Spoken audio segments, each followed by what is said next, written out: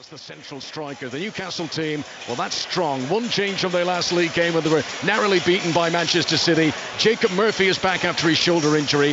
Dubravka, the goalkeeper. Trippier, Cher, Botman and Byrne are the back four.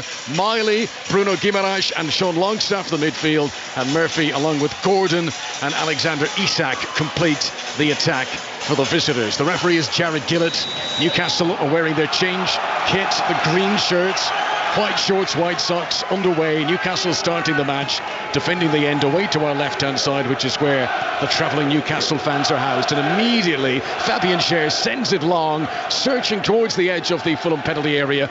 And Alexander Isak was actually unfortunate there. It hit him on the back. And Fulham, when they tried to clear, give it away to Sean Longstaff here, as Newcastle tried to set the early agenda. Reed battles for it just outside the edge of his own penalty area. And that's going to be a free kick to Fulham. Well, Newcastle already have set the tone in the opening minute of the game, or half a minute of the game. I've seen Fulham quite a few times this season, Connor, and I've seen them at their very best when they beat Nottingham Forest 5, they beat West Ham, they beat Arsenal, and I've also seen them at their worst when they lost 3-0 against Bournemouth. Willian didn't play in that game, and I'm stunned that he's not playing tonight. It was 3-0 when Newcastle beat Fulham in the Premier League at St James's Park. That wasn't too long ago, early December. Miley, Almiron and Byrne scored the goals. Fulham crucially played most of that game with 10 men. You might remember Raul Jimenez was sent off midway through the first half. So Marcus Silva, first and foremost, will hope to keep a full complement of 11 players on the pitch for the full game tonight. Long ball forward towards Muñoz, beaten in the air by Cher.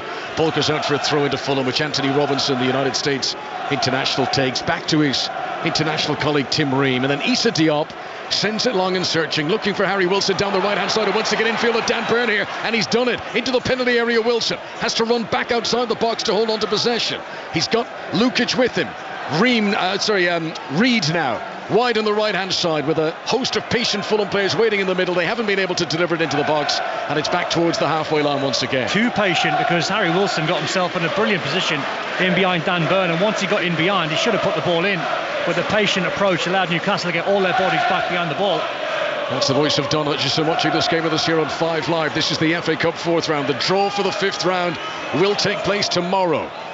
Sasa Lukic tries to control the ball in the midfield, and one player that Fulham will miss in that area is João Palhinha, who's been one of their best players for the past couple of seasons. He's on the bench tonight. Yeah, you look at the 4 potential big players, I think, for Fulham, and Raul Jimenez, João Palhinha, Willian and Tom Kearney, they're all on the bench, so that's going to take some big shoes to try and replicate the performances that those 4 have put in this season. Here come Fulham again, down the right-hand side, low ball towards the edge of the area, is controlled by Muñoz, right-footed shot. It may have bobbled just as he hit it because it sails over the top. He went for power, and it sails into the Newcastle fans. Still Fulham 0, Newcastle 0. Yeah, maybe Muniz there could take a little bit off the shot. He went for pure power on the angle. I understand why he went for power, because it was probably unlikely that he was going to score from there. Earlier on today, big win from Maidstone United away at Ipswich, winning by 2-1 at Portman Road. That's been the FA Cup story of the weekend so far. Everton are outbeaten at home by Luton at Goodison Park. There'll be a replay between Leeds and Plymouth. Leicester are through, going great guns in the Championship, and into the 5th round of the FA Cup. They beat Birmingham 3-0. Brighton put 5 away from home at Sheffield United. And here, in this 7 o'clock kickoff, it is 0-0 between Fulham and Newcastle. We've played 3 and a bit minutes, and Andreas Pereira's done well to get possession in the final third. Bruno Guimaraes, always strong though, takes it away from him. Robinson will get it back for Fulham.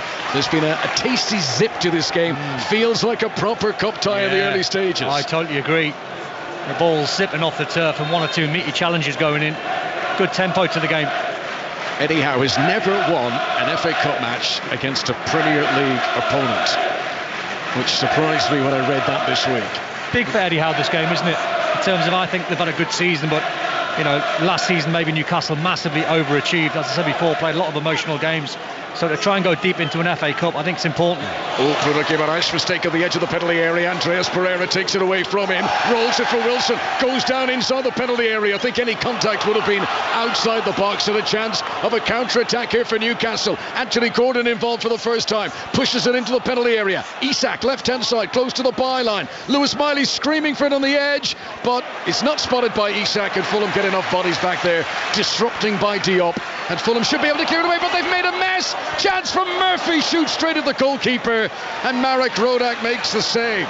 So the first time Newcastle have come forward in a proper attack, and they've had 2 chances there, and Murphy, who has every right to be rusty, he's had a couple of months out, but he should have scored. Yeah, I think you nailed it. It's just a little bit of rust there from Jacob Murphy, but Newcastle have started well. Anthony Gordon on that left-hand side, when he drives forward with pace, and the run in behind from Alexander Isak. But that was a massive chance, and really he should have scored, but I'll give him the out. As you said, a long way back from injury.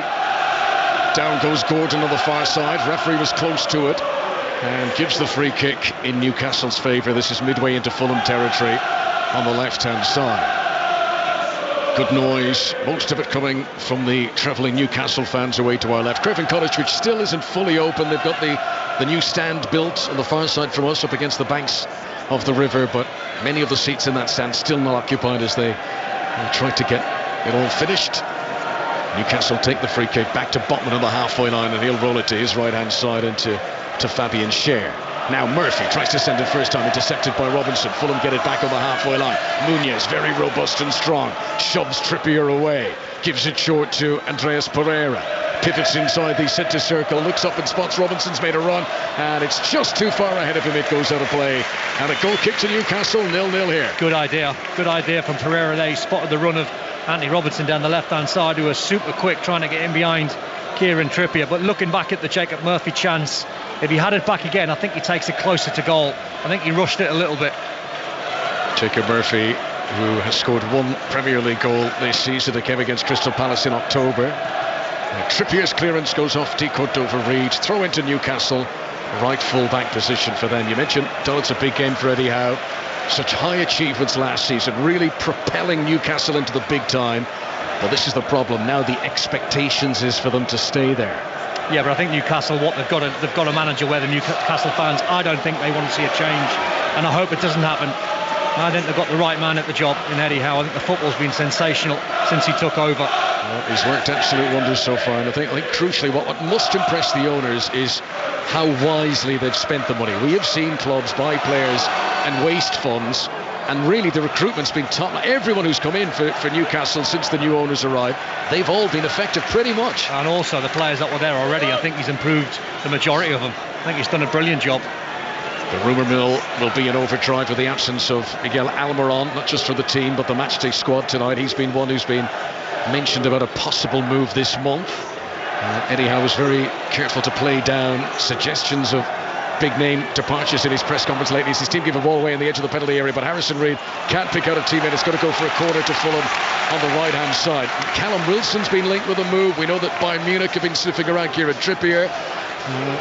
Feels like certainly Trippier is now going to be staying put, but they couldn't Miguel afford to lose Almiron, him. You can't lose Kieran Trippier for your 12-15 million pound. Where are you going to buy a player like him for that sort of money? He's been the foundation stone of the new regime, hasn't he? One of the first signings they made, and really laid down a marker that Newcastle now mean business. Corner's taken short, 0-0. Craven Cottage, 5 live for the BBC in the FA Cup.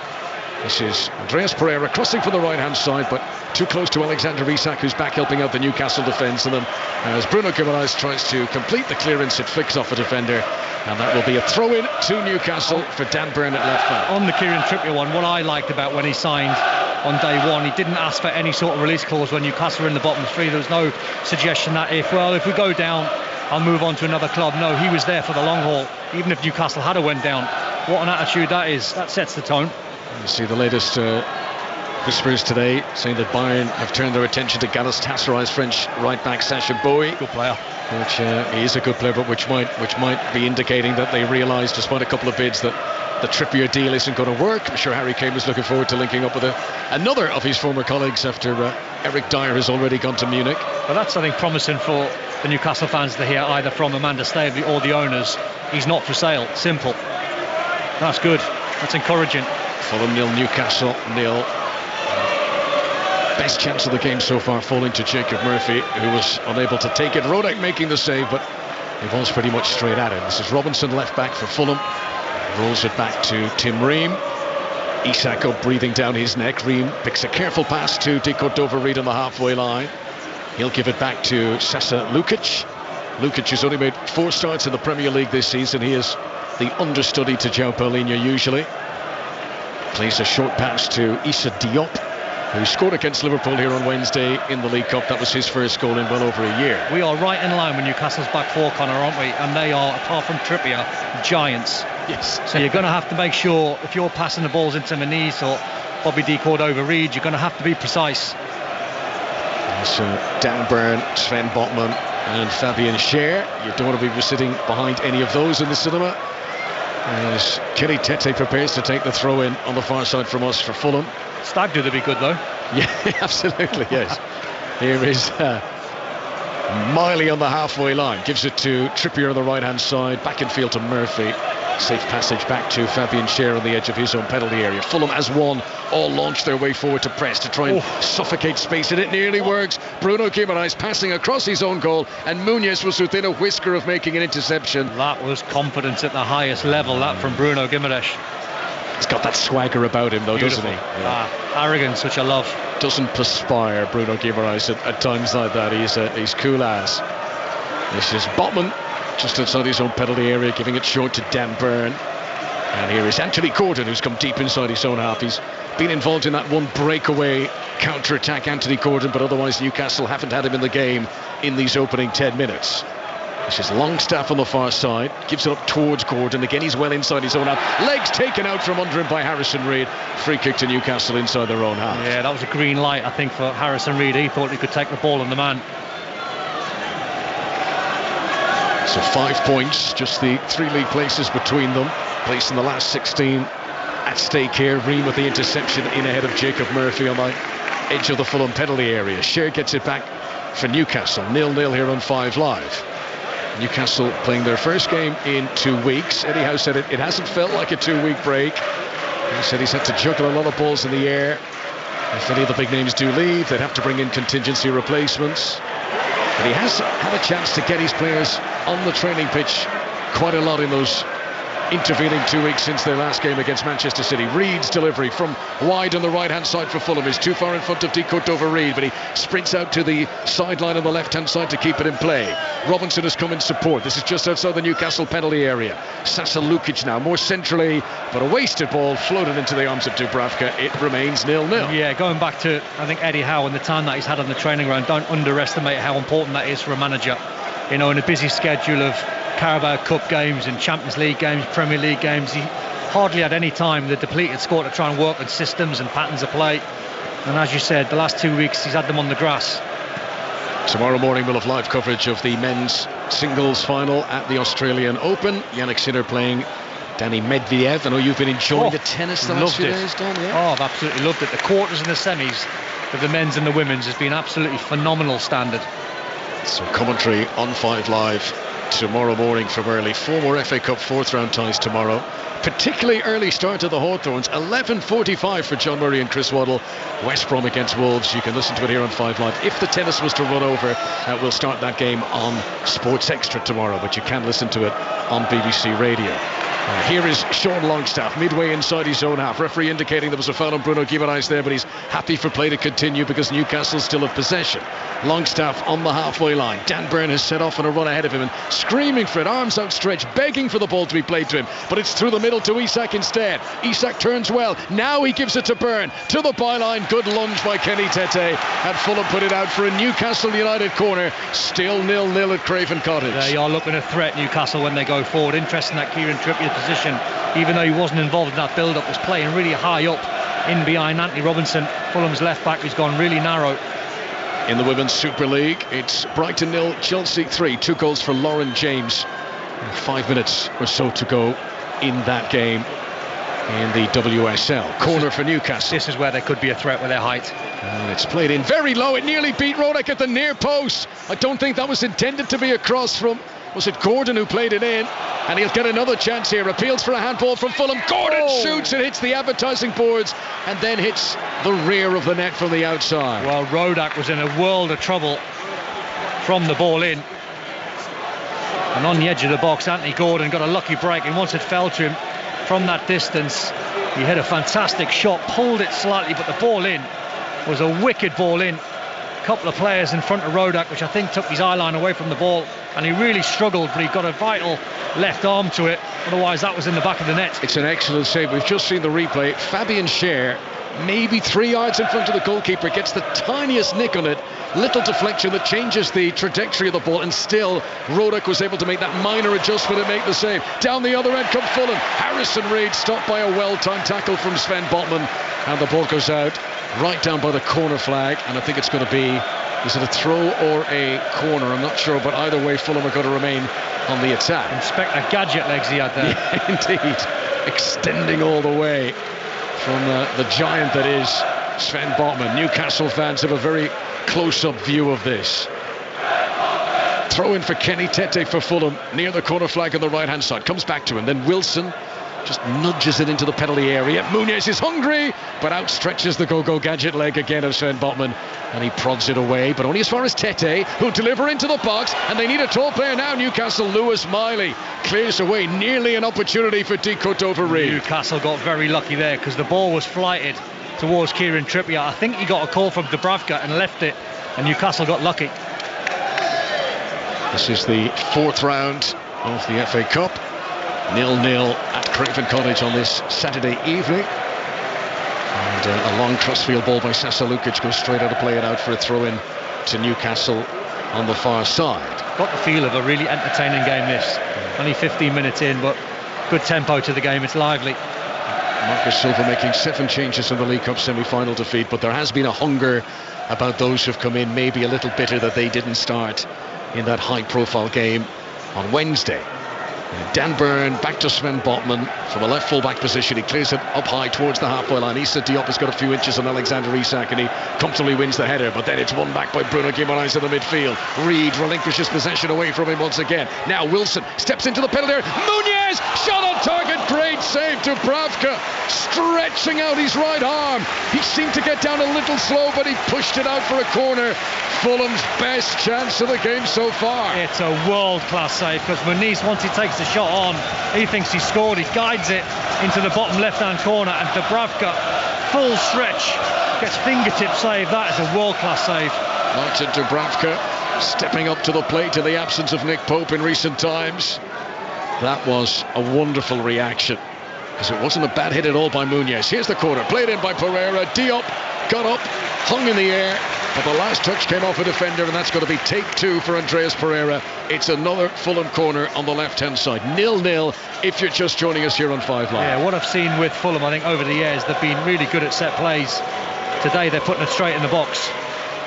Here comes the latest delivery towards that front post area once again, and same outcome as it's headed out for a 3rd corner in immediate succession. Yeah, they've had great imagination from wide free kicks or corners. The first 2 or 3 tonight, they're putting them straight inside the 6-yard box. Fulham have already shown this season what a good cup team they are, getting to that League Cup semi-final. How far can they go in the FA Cup? Andreas Pereira towards the front post. Isak again winning the header unopposed, but it'll come back out to Andreas Pereira on the left-hand side. That's a much better delivery this time. Ream got up, but Dan Burn was ahead of him. Now, this is where Newcastle can be dangerous on the counter. Fulham have committed a lot of bodies forward. Isak forced to retreat, though, and you can hear the roar in the background from the Craven Cottage supporters, who for a moment there were worried that Fulham were going to be caught cold. But Lukic did well, and now they've regained possession again. Not like Alexander Isak, that. Ball towards Di Cordova-Reid, who'd made a darting run into the box, but it was millimetres ahead of him, and out it goes for the goal kick. Yeah, both teams seem really good in transition. I mean, as soon as Fulham give the ball away, Newcastle with their speed, with Isak and Gordon, Murphy on the right-hand side look very dangerous. And I think likewise with Fulham, I think Marco Silva, 18 minutes in, I think we'll be happy. A reminder, with the Rugby Union Six Nations starting soon, the Rugby Union Weekly podcast becomes daily again from Monday morning. All the build-up with Chris Jones and company, and all the big-name interviews in the build-up to this year's Six Nations, which kicks off next Friday in Marseille. This is Issa Diop, all on his own, midway inside the Fulham half. Longstaff comes charging forward to put a pressure on him, and he turned like an ocean liner there, Diop. A big wide arc of a turn, but he did keep safe possession and plays it back to the goalkeeper, Rodak. This is Miley to Murphy, and now Bruno Guimaraes for Newcastle. Good ball in front of Lewis Miley, and he gets to it ahead of the byline, and he delivers across into the centre, but Harrison Reed was back defending, and that will go out for Newcastle. Throw on the right hand side, still 0-0. Went for the wrong option there, Lewis Miley. Tried to clip the ball towards the near post. All the Newcastle players went far post. 20 minutes in, good competitive cup ties so far.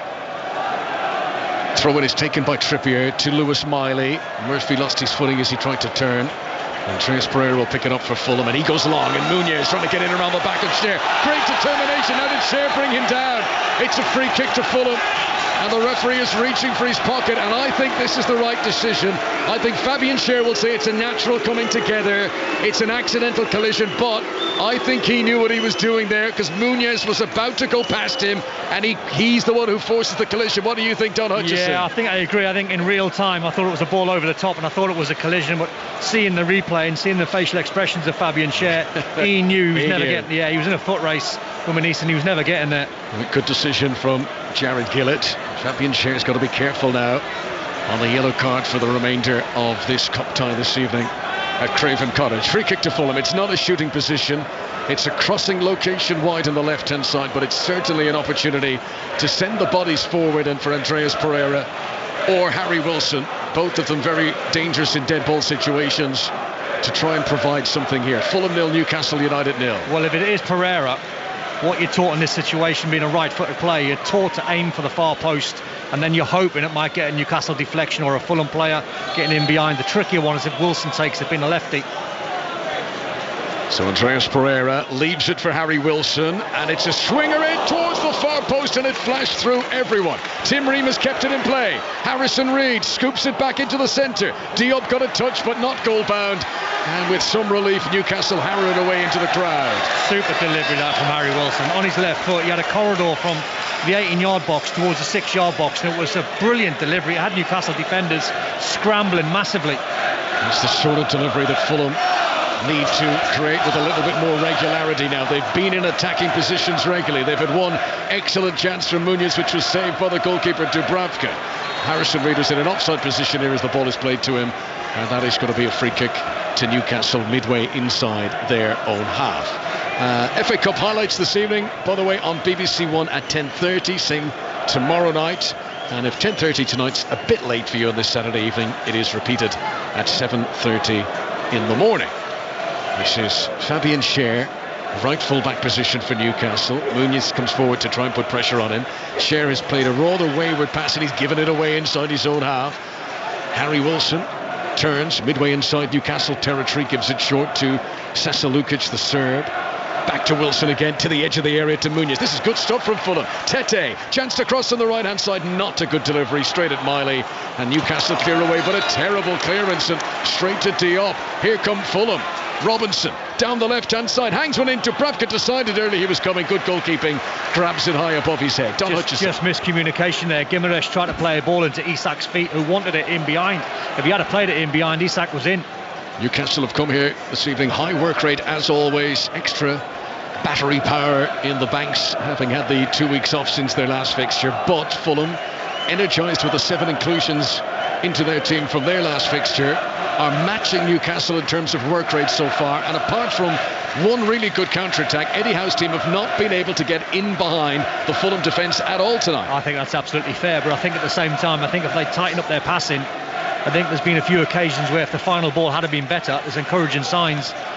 Scher gives it forward to Isak, controls in his chest. Tim Ream bearing down upon him at the back, and the Swedish international spins away, finds a bit of space, and gives it back to Longstaff first, who's in turn given it out to Gordon on the far side. Newcastle in possession, halfway line, 0-0 at Craven Cottage, and now Trippier will bring it forward down the right-hand side. He's right-footed delivery into the penalty area, is too close to the goalkeeper, and Rodak can make the save. All over the Women's Super League, Brighton against Chelsea. Here's Flo Pollock. Chelsea beat Brighton 3-0 to extend their lead at the top of the WSL to 6 points. 2 sublime first-time finishes from Lauren James, Frank Kirby with the other, a debut too for Chelsea's new striker Myra Ramirez. Full-time Brighton 0, Chelsea 3. Thanks very much, Flo. By the way, the draw for the FA Cup 5th round takes place tomorrow afternoon. You can listen to it live here on 5 Live at around about 2:10. Tim Ream has possession for Fulham, just inside his own half. Fulham in the white shorts, black socks, playing right to left as we look down. Robinson, 10 yards into Newcastle territory. There's a press put upon him by Jacob Murphy. Back to Tim Ream again, who looks up, and then he sends an expansive crossfield ball, good idea, out to Harry Wilson wide on the right wing. He'll bring it forward towards the edge of the Newcastle penalty area, plays a 1-2 with Kenny Tete, down goes Wilson in the penalty area, but to his credit he doesn't make a big song and dance about it. He realises that there wasn't a foul there, and no penalty to Fulham as the ball goes out of play for a Fulham throw. Yeah, I think he knew it wasn't a foul. I think he just lost his foot, and I think it was there wasn't even a nudge from Anthony Gordon. I thought there was. There was never a penalty. At this stage on Wednesday, Fulham were 1-0 down to Liverpool. 0-0 for the moment. 25 minutes on the clock. We wait for the corner kick delivery right hand side. Newcastle have brought all 11 players back into the penalty area to defend it. There's a huddle of Fulham players around about the penalty spot.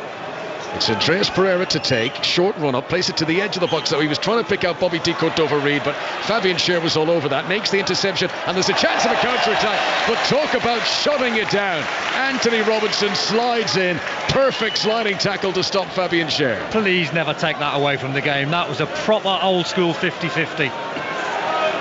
It was at Chelsea last night when Emi Martinez, the Aston Villa goalkeeper, had to come out of his box, the sort of sweeper-keeper role, and make a slide tackle just like that.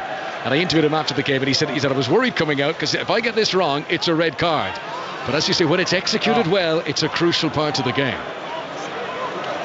Rodek steps out of his penalty area to launch it forward for Fulham here. Muniz doesn't even challenge Fabian Schär as the ball comes down inside the Newcastle half. But Andreas Pereira gets it back here, near the centre circle, veering across the pitch from left to right. Then he cuts back, gives it short to Sasa Lukic. Robinson always a willing recipient of possession wide on the left for Fulham. Back into Lukic once again. They try this crossfield ball again that has been used regularly in the first half, but Dan Burn rises and makes the interception. And the ball goes out of play on the far side, and that is a throw into Fulham. They've grown into the game well, haven't they, Fulham? I think they looked a little bit nervy, a little bit edgy. Some of their big players sitting on the bench, but I think the last 10-15 minutes they've been a better side. Rodek has possession. Bernd Leno, of course, the regular first choice goalkeeper for Fulham. Marek Rodek, the Slovakian. Fulham trying to play their way out from deep inside their own half. Tete has been able eventually to give the slip to Longstaff, and then Longstaff battles back and briefly wins possession for Newcastle, but Reid was in support and Fulham hold on to the ball. And this is Wilson infield to Andreas Pereira, midway into Newcastle territory, but he's passed wide out to the right hand side, is pushed too far in front of Harrison Reid, and that gives possession back to the visitors. Still 0-0. Shame that, because that should have been an easy ball for Pereira, just a 10-15 yard ball into Harrison Reid's feet. And so the FA Cup games tomorrow: West Brom Wolves, the early kick-off 11:45. At 2 o'clock Watford take on Southampton. 2:30 Liverpool against Norwich. Steve Crossman will be presenting 5 Live Sport from Anfield tomorrow. Liverpool's first game since Jurgen Klopp's announcement that he's leaving at the end of the season. And then at 4:30 Newport against Manchester United, which is a game you can watch on BBC television. That's on BBC One tomorrow at 4:30. Tomorrow evening, for both NFL fans and I guess Swifties, we've got live commentary of Kansas City Chiefs against Baltimore Ravens. 0-0 here at Craven Cottage. Good pressure, good tracking back by Harry Wilson to put the ball out for a throw-in. Dan Burn will take it for Newcastle in front of the dugouts. So with a flurry of early chances in the game done, but this has now become a game that could really do with a goal to liven things up. Yeah, I think Newcastle, being the away side, though, realise that they're in a proper game, so they're digging in. They're away from home in an FA Cup game, so they're doing the right thing. They're not just committing lots of bodies forward. But I think Fulham have got a grasp on the game, but still I think Newcastle, with their talent, if they can get them final balls correct into Isak's feet, they can be a danger. It's a good game to watch, though, tactically. Dan Burn has it on the halfway line. Newcastle in the change trip this evening, the green shirts. Bruno Guimaraes looks up, tries to send a crossfield ball. It's too high for Jacob Murphy. Robinson is back covering, and the American fullback will just shield and shepherd, and the ball eventually trickles out by the corner flag and out for a goal kick to Fulham. 2 very difficult players to try and get in behind in Kenny Tete, Anthony Robinson, both unbelievably quick. Eddie Howe gets out his little notebook and makes a few scribbles. Fulham 0, Newcastle United 0. I mentioned that there's some good news about players on the verge of returning. One of those is Harvey Barnes, so I think that's the kind of energy that Newcastle will be delighted to get back in the team. He was flying in the early weeks of his Newcastle career before injury. Isak tries to get in around the back of Sasa Lukic, and Tim Ream dramatically flies through the air, ponytail bellowing in the breeze behind him as he clears it away. But here come Newcastle again. Gordon tries to break into the penalty area, runs into the brick wall that is Issa Diop. Fulham missing a few players away at the Africa Cup of Nations. Alex Iwobi's with Nigeria. Calvin Bassey's with the Nigerians as well. Fodo Ballo-Touré with Senegal. Both Nigeria and Senegal have progressed to the last 16 stage of the Africa Cup of Nations.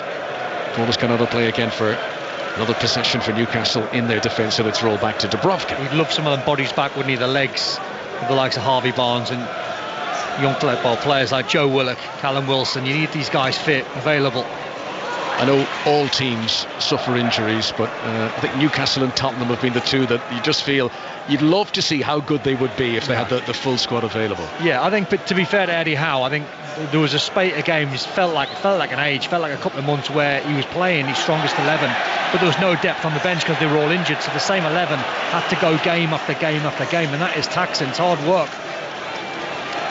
I mentioned the Africa Cup of Nations. Angola beat Namibia by 3-0 to get into the quarterfinals earlier on today. Nigeria against Cameroon kicks off in about half an hour's time. You can watch that game on BBC 3, I believe. So half an hour played at Craven Cottage. Fulham 0, Newcastle United 0.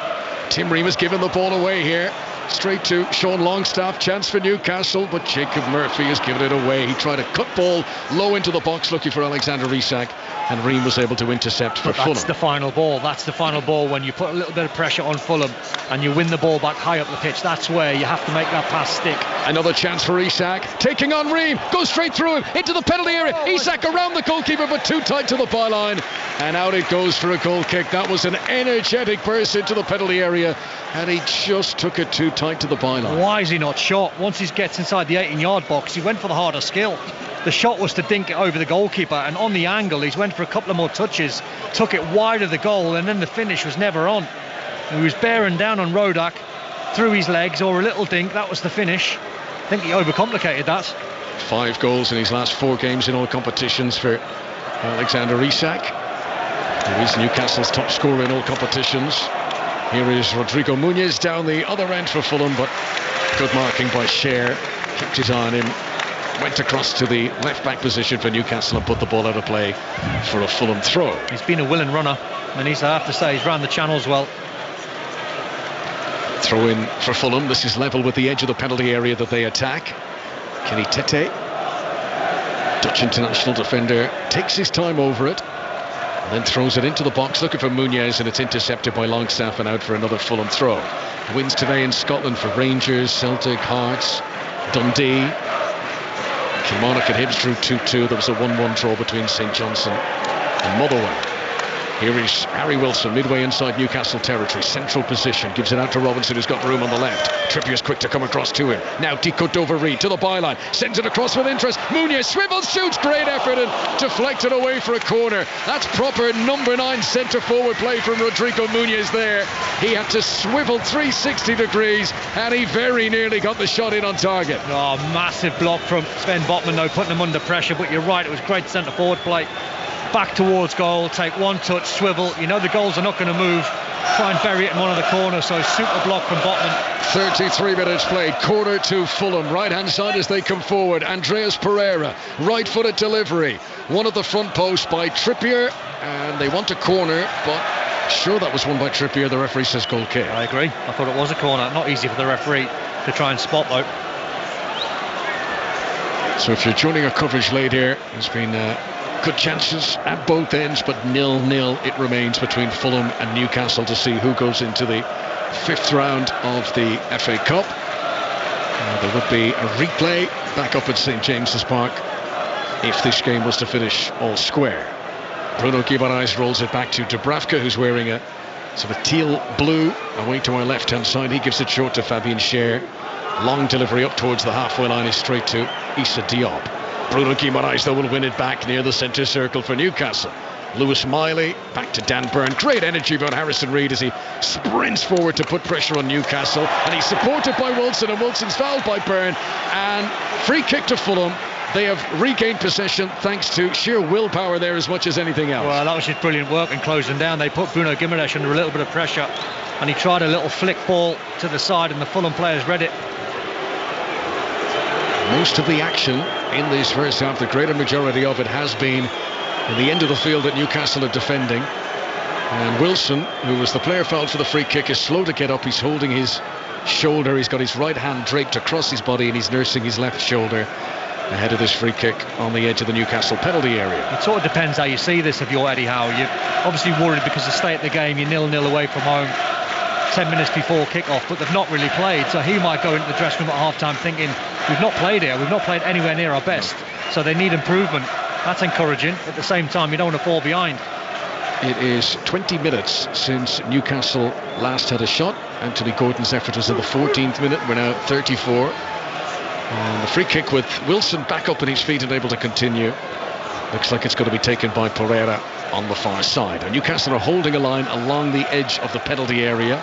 So there's a gap between that defensive line and the goalkeeper Dubravka. Yeah, Issa Diop is just standing in an awkward area, nowhere near the Giants of Newcastle. So I've got a feeling he might try and peel around the far post. Here it comes from Pereira, right-footed delivery. Jumping was Dan Burn, flashed through a few bodies at the back post who weren't ready for it. And Trippier doesn't take any chances, puts it out for a Fulham throw. It's Issa Diop, who's by far the tallest member of the Fulham playing staff, but he enters the land of the Giants when he goes forward into the Newcastle penalty area with the opponent's defenders. Robinson's throw back to Tim Ream inside the Newcastle half. Lukic back to Ream again. Good energy by Jacob Murphy, and Ream is forced to retreat, and back he goes to the goalkeeper Rodak away to our right hand side. 10 minutes to go to half time.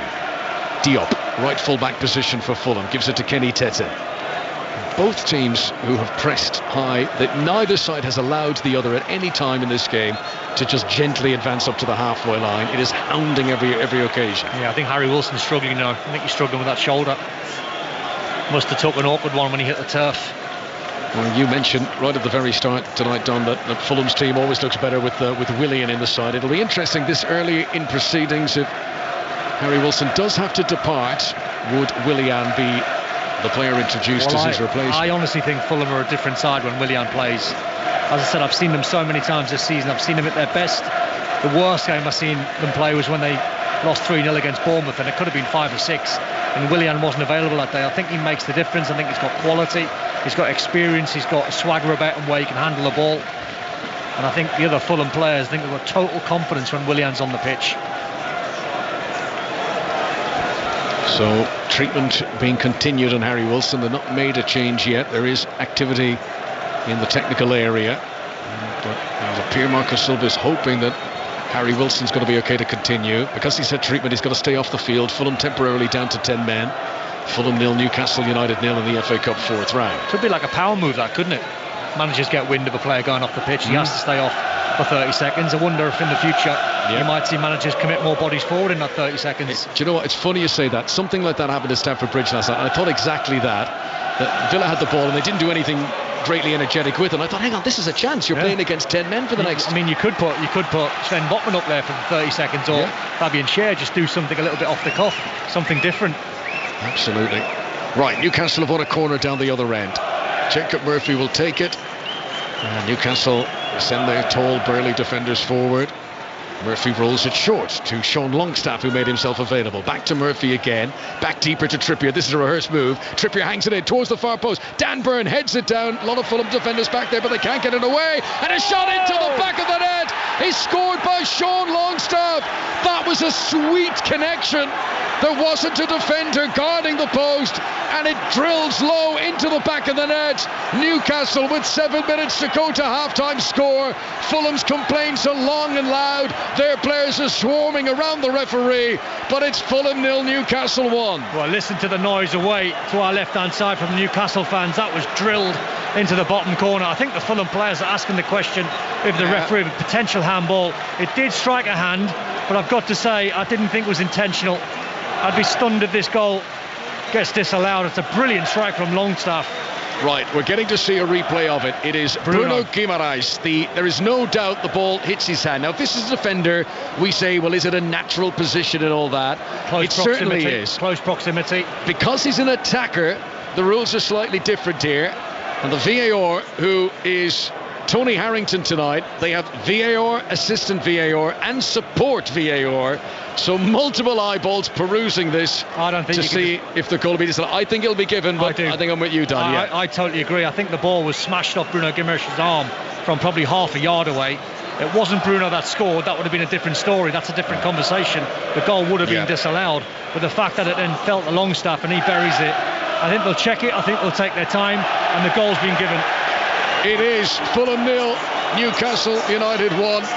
Bruno Guimaraes was not the goal scorer, so despite it quite clearly hitting his arm, it is not handball, and it is a goal to Newcastle. All the little nuances, every different occasion it's slightly different, but that I feel was the right decision. 100% it was the right decision. I've seen this movie before, and I thought Fulham were by far the better side for about 15-20 minutes, but I always thought Newcastle on the counter have got the quality at the top end of the pitch. I didn't see it coming from a set play, but I felt as though Newcastle weren't really playing that well, but they still offered a threat. Good time to score for Newcastle, 5 minutes to go to half-time. How deflating will this be for Fulham after the disappointment of losing their League Cup semi-final on Wednesday? How will they react to this? We will monitor their progress over the next few minutes to half-time. Rodek's delivery is very weak. That was so easy for Longstaff to intercept it. And he's headed the ball to Jacob Murphy, who tried a backheel, but the impressive Robinson intercepted that. Then Bruno Guimaraes commits a foul free kick to Fulham outside their penalty area. I'll tell you what I didn't notice, Connor, unless you did. I wasn't sure if Harry Wilson was back on the pitch. The corner from the right-hand side for Newcastle. I couldn't quite see it. Good point. I do not know. I'm having a little look at the replay. Yeah, he is. He's on the edge of the box. Okay. Yeah. So there won't be a complaint about that. Fulham 0, Newcastle United 1, and all the talk about whether it was going to be handball or not, just a word of appreciation for such a lovely strike from Sean Longstaff on his left pen. Yeah, great strike. He struck it really true, which gave Rodak absolutely no chance. But that goal should give Newcastle now confidence. Great time to score. Sean Longstaff, who scored against Fulham here last season at Craven Cottage, a game that Newcastle won by 4-1. It's his 4th goal of this campaign in all competitions. Bruno Guimaraes rolls the ball to Fabian Schär, back into the Brazilian, onto Isak. Oh, now they're flowing. Now Newcastle are flowing. You can see it. Visible body language improvement from Newcastle, having taken the lead. Gordon sprints and he's unable to keep the ball in play on the far side. Tonight's attendance 18,960 inside Craven Cottage. Reduced capacity because of the building works on the stand on the far side, but even so it's not a full house. Otherwise there are a smattering of empty seats. I know that Fulham were trying to bolster the attendance in the week. They offered heavily discounted tickets for kids and the like, but the ball does go out of play for a match, of course, that is on television as well, so some fans may have opted for the comfort of their sofa and living room this evening instead. What do you think Newcastle have bought there behind the goal? Well, do you want to know the official is 4, and there's no way it's 4, is it? No chance. I'm thinking 9. I could be way off, but it's definitely not 4. There's been a few Geordie accents who've been very posh on the phone saying, hello, resident of Hammersmith here. I would like to inquire of some of your tickets. Here comes Tete down the right-hand side, rolls a ball in front of Wilson into the penalty area. And Lewis Miley is back to help, and then Bruno Guimaraes puts it one side of Lukic and runs around the other, and then his ball was the right idea, but you're right, Don, he rushed it. He had options. If he had took his time there, he had Jacob Murphy to the right-hand side and Isak right through the middle, and he rushed it. Anthony Robinson will play it back to Rodek. That is normally the position where Bruno Guimaraes does take his time, does make the right call. If he gets another opportunity, I'm sure he will. Tim Ream here rolls it back to Rodek once again. Do you know, it might be the conversation, I think, for Eddie Howe to say to his players at half-time, just take that extra touch. Be assured, because there's going to be more chances for Newcastle. I see it. Dan Burn at left back, under pressure from the Welsh international Harry Wilson, has got to retreat, and he's nearly at the byline now. But he kept his nerve, eventually turned 180 degrees and was able to clear the ball away. Fulham get it back on the halfway line. Issa Diop, great energy from Gordon to try and close him down. Muniz, though, with a lovely flick of a layoff, and Reid will give it to Wilson on the right-hand side. 4 white shirts in the penalty area. Back to Kenny Tete. Here comes the delivery. This needs to be good. Muniz gets up, but he was slightly leaning backwards, and he couldn't get any propulsion on the header, and it's an easy save for Dubravka. Yeah, good move. I think Willian's going to come on. So he's obviously struggling, Harry Wilson. They've got the option of leaving it a minute or two just to see if they can assess him before half-time. Yes, you'd imagine it will be quite cut and dry if they make the change now in the 45th minute. There'll be a little bit added on for stoppages, but you would imagine if there was any chance of Harry Wilson continuing, they would just give it those extra few minutes. Trippier forward to Alexander Isak. Great turn on Ream, and he's played it in ahead of Jacob Murphy. Is he onside? Into the penalty area. Murphy to the bottom corner, but now the flag rises. And we did think, just as it happened in real time, that looked to be offside. The officials who are under instruction to play on if they think there's any doubt. Brilliant finish from Murphy, but it is offside by quite some distance. Yeah, he went early. Well, that is case in point. If you get a ball into Alexander Isak and his first touch is on, all the Newcastle players then ran off him because they had total trust he's going to take care of the ball. So that's another positive. 3 minutes being added on for stoppages at the end of the first half.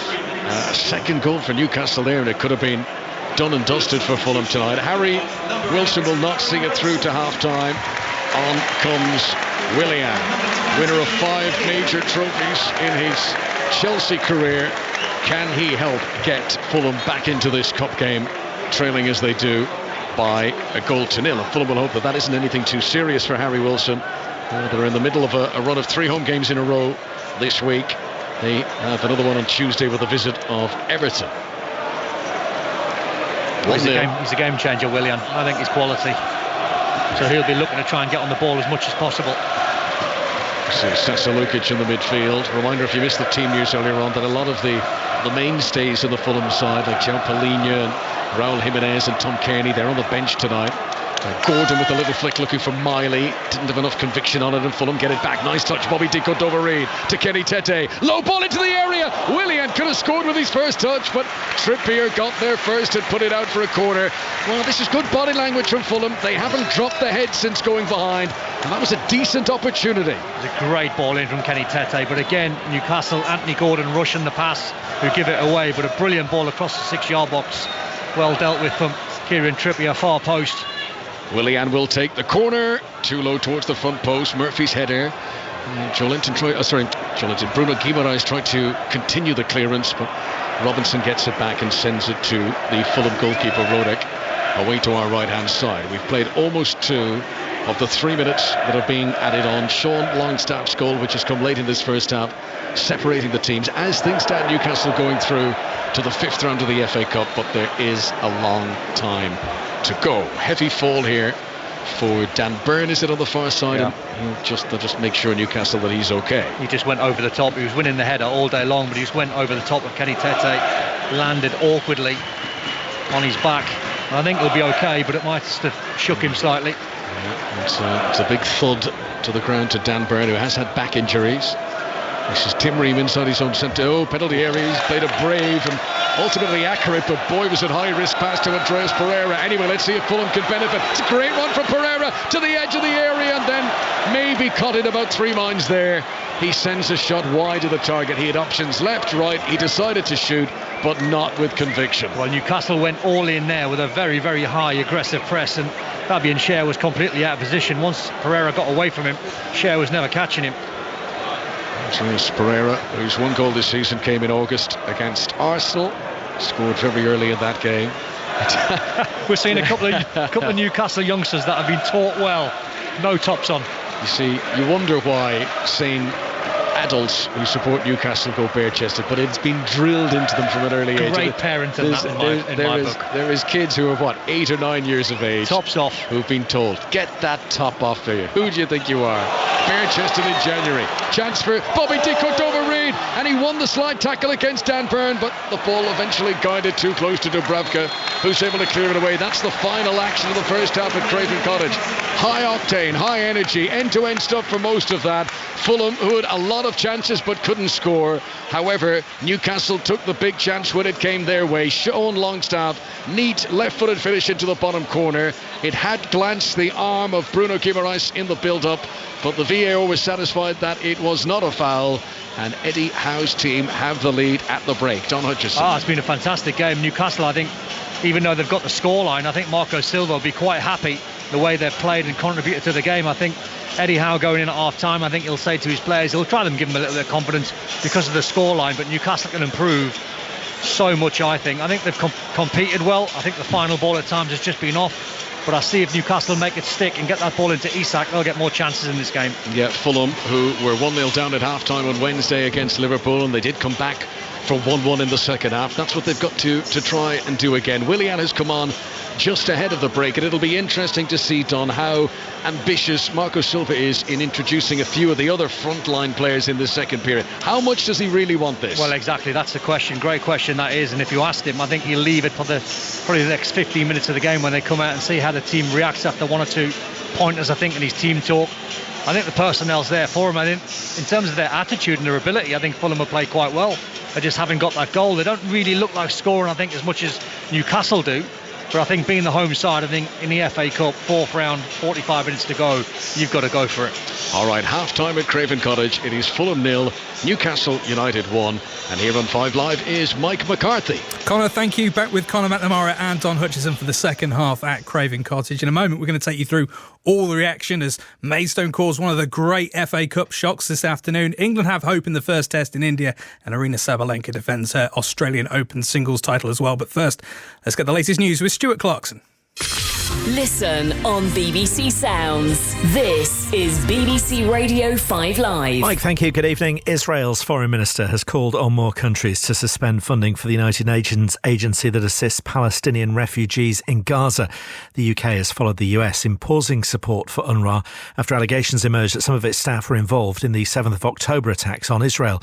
Chris Guinness is a former spokesman for the agency. The donors have said repeatedly that UNRWA's work is life-saving. It has said that UNRWA contributes through its human development and humanitarian work to the stability of the Middle East. So it's very sad to be seeing those same donors withdrawing their funds to these life-saving and regionally stabilising services. The Post Office says its chairman was asked to stand down by the Business Secretary, Kemi Badenoch, appearing to contradict an earlier statement by the government that said the two had reached a mutual agreement. Henry Staunton has been leading the state-owned business as it came under criticism over the Horizon IT scandal, which saw branch managers wrongly convicted of fraud and theft. Firefighters in Liverpool have been tackling a huge fire in a building close to the city centre. Large plumes of smoke dominated the skyline for much of the afternoon. Merseyside Fire and Rescue say it's been brought under control now. Candles are being lit and displayed in windows across the country to mark Holocaust Memorial Day. Several landmarks, including the London Eye and Cardiff Castle, have been lit up in purple tonight on the 79th anniversary of the liberation of Auschwitz in the Second World War. John Lewis and Partners says it's coming up with plans to cut a large amount of its workforce as it tries to return to profit. Reports suggest up to 11,000 jobs are at risk at John Lewis and Waitrose. Here's our business correspondent Mark Ashdown. The darling of the high street, isn't it? But even John Lewis not immune to these gloomy financial pressures. It's been hit by high inflation, soaring freight, energy, staffing costs. It posted just its second ever full year loss back in March, £230 million. Now more pain, it seems. And the world's largest cruise ship is due to set off from Florida on its maiden voyage. The Icon of the Seas has room for almost 8,000 passengers and features a 16-metre waterfall and 6 water slides. Environmental groups have criticised the vessel because it runs on liquefied natural gas, which emits methane into the atmosphere.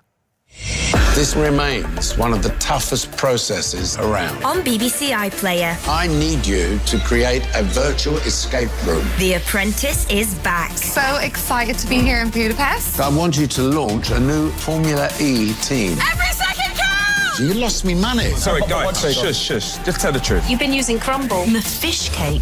You kidding? The Apprentice. You're fired. Starts Thursday on BBC iPlayer. This is 5 Live Sport. Listen on BBC Sounds.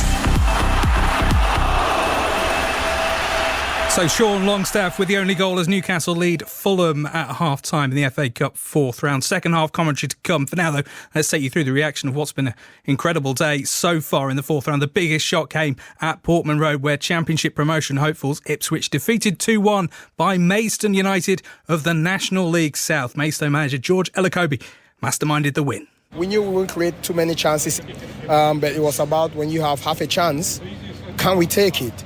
And I thought today, both finishes were just out of this world. Lemar's one, sublime, the calmness, the composure, the pass itself through the defensive line, and the run itself to stay onside, and then that composure and the execution was just, sublime. And Sam Corn is Mr. Cool when he's in and around that 18-yard, 6-yard box.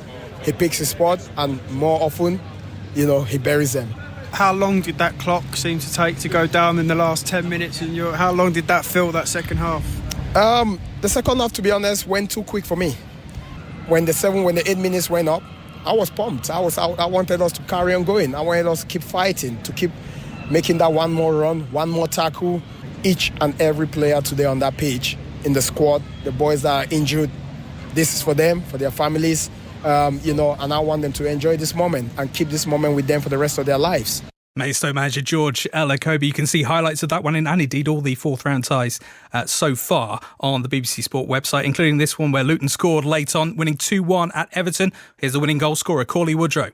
Obviously, big result for us. Lovely to get through to the next round, and Everton a good side as well. Obviously, we're competing against them in the league at the minute, and so for us to come out on top today is really pleasing. And can I just ask, in terms of a good FA Cup run, is that something you look at and think, yes, it's exactly what we want, particularly when we prove to ourselves we can come and win here again at the likes of Everton? Or do you think actually it might be a distraction from the league this season?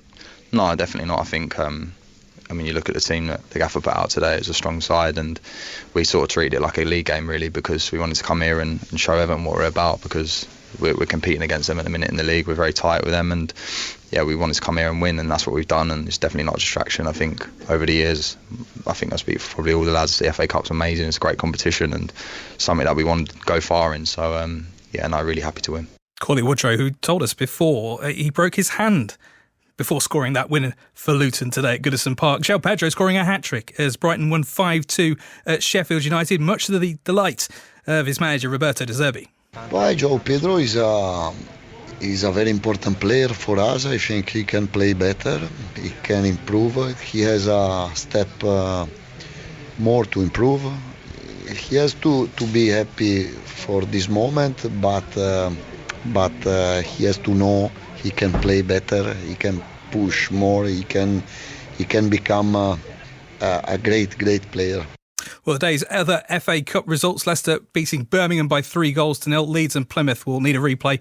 1-1 it finished at Ellen Road. The fifth round draw, by the way, ahead of Liverpool-Norwich tomorrow. That's a 2:30 kick-off, which you can hear here on 5 Live Sport. In the Scottish Premiership, it's as you were at the top. Rangers won 1-0 at St Mirren. Celtic responded with a 1-0 win over Ross County, so they've restored their 5-point advantage. Meanwhile, in the Championship, Sunderland midfielder Alex Pritchard refused to play in their 3-1 victory over Stoke, taking attention really away from a much-needed win for Sunderland boss Michael Beale. Chelsea 6 points clear at the top of the Women's Super League as well after a 3-0 win at Brighton. Manchester City in second. They go to Spurs tomorrow.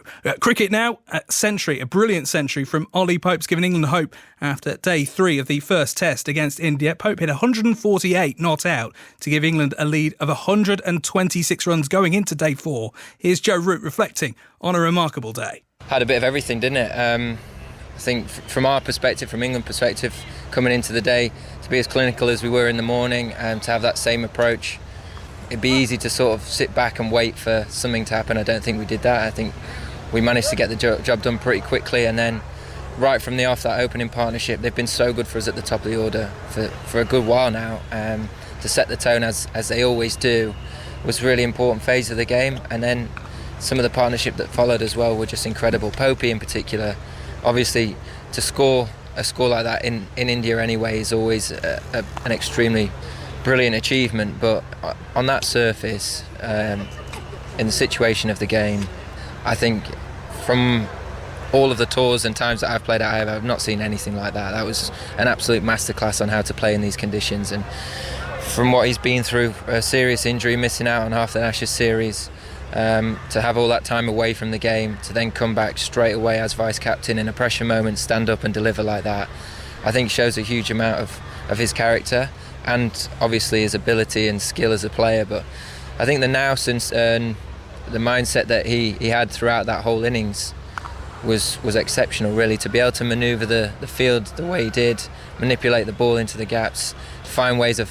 scoring all around the wicket, made it very difficult for one to then bowl 6 balls at him and build any sort of pressure on him, but also for them to keep the board quiet, and that's what we're about as a team in general, as a philosophy batting wise. But for him to do that so clinically and ruthlessly it was an absolute masterclass. I'm so pleased for him. He deserves it. He works really hard and deserves everything that comes his way, and the fact that he's not out as well means there's more of it to come tomorrow. Look forward to everyone to tune in, listen in and watch hopefully some more of the same. Joe Root there. There's more reaction and analysis from Jonathan Agnew, Phil Tufnell and Deepdust Gupta on the TMS podcast on BBC Sounds. Elsewhere, Australia need another 156 runs to win the second test against West Indies in Brisbane. The hosts closed day 3 on 60 for 2. Steve Smith, he's not out on 33. Australia already 1-0 up in the 2-match series. From Brisbane to Melbourne next, where Aryna Sabalenka has won the women's singles title at the Australian Open for the second year running. A victory watched by correspondent Russell Fuller. It was a very accomplished win, Mark, and looking back at the fortnight as a whole, a fuss-free defence of her title by Aryna Sabalenka. 6-3, 6-2 in the final in an hour and 16 minutes. In all honesty, the result was never in doubt. And I think what makes it more impressive is that a lot of players have struggled when defending a Grand Slam title for the first time. But Sabalenka has managed to win the title again without dropping a set. And she has not just the power, but also the control these days. She very much believes in herself. What a contrast since she's had that nasty dose of the serving yips a couple of years ago. She is the first player since her compatriot Victoria Azarenka 11 years ago to successfully defend the title here in Melbourne. It's been an amazing couple of weeks, and I couldn't imagine myself lifting this trophy one more time, and it's an unbelievable feeling right now, and I'm really speechless, and as always my speech going to be weird, so it's not my superpower, but I'll try my best.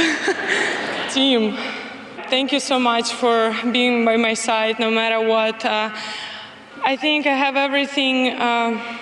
I forgot what I wanted to say, but without you I wouldn't be able to to achieve so much in this sport. Thank you so much for everything you're doing for me. I'll just keep repeating the same that I'm saying on each speech, so thank you so much for everything you've done for me. I mean, without me you wouldn't be that good as well, let's accept that fact. And actually I never speak about my family on the winning speeches before, but I actually have to say thank you so much for everything they've done to me. Should I keep speaking English because they're not gonna understand me? But I hope that they'll translate. So I love you so much, and you're my biggest motivation, and everything I'm doing for you. So I'm sending love, and I really miss you so much. Talking about a family is always very poignant because Sabalenka lost her dad at the age of just 43 in 2019. And he'd always said his dream was for his daughter to win 2 Grand Slams by the age of 25. So technically, it might have taken her 1 year longer, but the future is very bright. It seems that only now she's coming into her prime. Our tennis correspondent Russell Fuller on Aryna Sabalenka's win at the Australian Open singles. You can listen to commentary the men's singles final between Daniil Medvedev and Yannick Sinner tomorrow. That's live from 8:30 on 5 Live and BBC Sounds. A few other headlines. Angola have reached the quarterfinals of the Africa Cup of Nations despite having their goalkeeper sent off in the 17th minute against Namibia. Both sides reduced to 10 men in the first half. Angola won it 3-0. They'll meet the winners of Nigeria and Cameroon, who are just about getting underway. Manchester United goalkeeper Andre Onana once again on the bench for Cameroon. Northampton Saints have strengthened their grip at the top of Rugby Union's Premiership, a 38-13 win over Newcastle. Saracens moving back into the top 4 at Exeter's expense, beating the visitors 40-22. And there were 14 tries from 14 different scorers as Bristol overcame Bath 57-44, and England beat New Zealand 58-57 to reach the final of netball's Nations Cup. They'll meet the world number 1's Australia tomorrow. So, Fulham 0, Newcastle United 1. Marco Silva saying Fulham's EFL Cup semi-final exit took a lot out of them. How much have they got left for the second half? Commentary from Craven Cottage, Don Hutchinson and Conor McNamara. Thanks very much, Mike. So we're just about to get back underway. Doesn't appear to be any changes in personnel over the break. Fulham, who were forced into a substitution just before half-time when Willian came on for the injured Harry Wilson, and it will be Fulham to get us started again. Newcastle leading by Sean Longstaff's goal to 0. Nice left-footed strike from the edge of the penalty area. Can Fulham get back into this one, or will it be Newcastle United who are going through to the 5th round of the FA Cup? I'll give you a full rundown of the teams in just a moment as Willian plays the ball back to the halfway line. And it'll be Newcastle wearing a change strip of green shirts, white shorts and white socks. He'll have a throw in on the far side. Feels like Fulham need a good start to the second period, Don. Yeah, I think that would have been the message for Marco Silva at half-time, to try and start fast, because they were pretty good in the first half. I think Eddie Howe's team talk is a slightly easier one, where I think he'll tell his players to calm down a little bit and take the extra touch, because if they do that, when you play against the top sides, you play against City, you have to be sharp, you have to get your passing off. Fulham give you a chance to play. Harrison Reed to cross from the right-hand side for Fulham, and comes back to a very graceful Dan Burn, who just sort of did a little jump in the air to allow the ball roll into the perfect position for him to clear away, and back it goes to the halfway line. So the teams then: Marek Rodak is the Fulham goalkeeper. 7 changes from the side that started in midweek against Liverpool. A back four of Kenny Tete, Tim Ream, Issa Diop and Anthony Robinson. Sasa Lukic alongside Harrison Reed in the middle of the midfield. Diko Dovereed and Willian out wide. Andreas Pereira in the number 10 role. Diko Dovereed tries to cross into the penalty area, hits the back of Dan Burn. Newcastle haven't fully cleared though. Diko Dovereed to the byline, and his attempted cross goes off Gordon for a Fulham corner. That's just the start they would have wanted. Rodrigo Muniz completes their lineup. The Newcastle team: Dubravka the goalkeeper, Trippier, Scher, Botman, Burn at the back, Miley, Guimaraes and Longstaff in midfield, Murphy, Isak and Gordon up front. Andreas Pereira to take the corner for Fulham. Plenty supporters still making their way back to their seats after the half-time break. Here comes the delivery, right-footed into the centre. Bruno Guimaraes wins the header, falls down for Reed on the right-hand side. He'll give it back out to Andreas Pereira, who had taken the corner.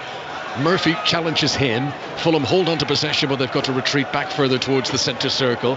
And here is Diko Dovereed with the short sleeves and the gloves and the white boots, and he gives it back to Harrison Reed and back into the centre once again to Diop. Yeah, the angle's gone against Fulham now. They put a dangerous delivery in that was defended well from Bruno Guimaraes, who got height and distance on his clearance, and now it's forced Fulham all the way back, and they've lost their shape slightly.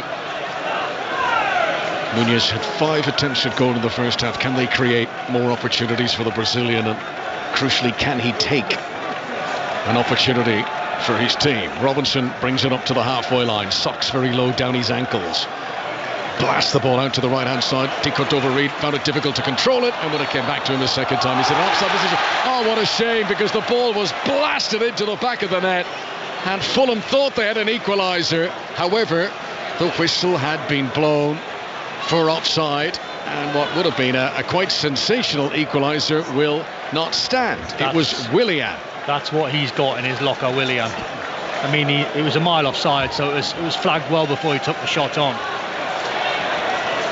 So just a little reminder to Newcastle of what Fulham have in their locker. Muniz tries to shift it on with his chest on the edge of the D. He was trying to play in Andreas Pereira. Newcastle able to get it away, but they can't hold on to possession. Tim Ream at the back for Fulham. The American, very experienced, with a bit of a point to prove at the moment. He's been certainly not first choice in recent weeks. Out of favour. Here comes Bruno Guimaraes for Newcastle up towards the halfway line. Manages to shrug off Reed. Passes it to the right-hand side to Jacob Murphy. Back to Kieran Trippier again. Newcastle looking to calm things down. You mentioned that done in the closing stages of the first half. Now they've got the lead, Newcastle can afford just to control things a bit more. Do you know, it's a funny dynamic. When you play against teams like Man City, you have to be on it, and you have to be sharp, and you have to make sure your decision making is super sharp. When you play teams against like Fulham, with no disrespect, you can take the extra touch. This is Botman up to Lewis Miley. Lukic pressuring him. Newcastle holding on to it. Bruno Guimaraes. Miley again. They're going to lose it here, are they? Yes. Kenny Tete slides in for Fulham. That's high-risk stuff from Newcastle inside their own half. And slow to get back up to his feet there is Sasa Lukic, he's got a problem. He's staying down. Here is Andreas Pereira, 10 yards outside the penalty area. To the left to Robinson. Low ball in, looking for Willian. Good defending. I think it was Longstaff back there to make the interception. And Newcastle clear away, and Lukic still has a problem. He's still down on one knee. Yeah, well, I think Marco Silva, I wouldn't imagine now, but the hour mark, unless Lukic is injured, he'll be looking at Raul Jimenez, he'll look at João Palhinha, Tom Kearney maybe. So he's still got a lot of quality and options on the bench if he needs to make a change. Just a bit of a delay in play here while Lukic gets some treatment. Reminder that later on tonight from 11:30 p.m. you can listen to Australia against New Zealand, the second women's T20 from Cranbrook. Tomorrow morning, live coverage of the men's singles final at the Australian Open Tennis, and 4 more FA Cup round ties tomorrow. Will be across them all on BBC Sport, particularly the early start at the Hawthorns, 11:45. West Brom against Wolves for that local derby. Commentary from John Murray and Chris Wattle here on 5 Live. Watford play Southampton at 2 o'clock. Liverpool against Norwich at 2:30. And Newport against Manchester United, available to watch live on BBC Television. That's at 4:30 on BBC One. You can listen to the draw for the 5th round here on 5 Live at 2:10 tomorrow. So Lukic, who found himself attempting to make a tackle on Lewis Miley, the Fulham medical staff are still working on getting him back up on his feet. Yeah, Palhinha's going through an extensive warm-up over on the far side. He is quality. Seems to be a gash on his knee. He's got a visible cut, which they're looking at, and probably more than any abrasion of the skin, he'll be worried about if anything's hurt below the surface there, as Lukic has been slow to get back up to his I don't mean feet. to sound like an oldie, but it's just a cut. Yeah. Come on.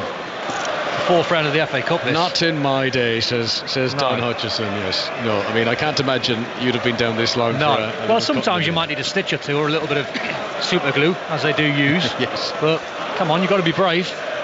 Yes, it's the technique of in the boxer's ring, isn't it? Stop the flow of blood. Get your man back in the battle.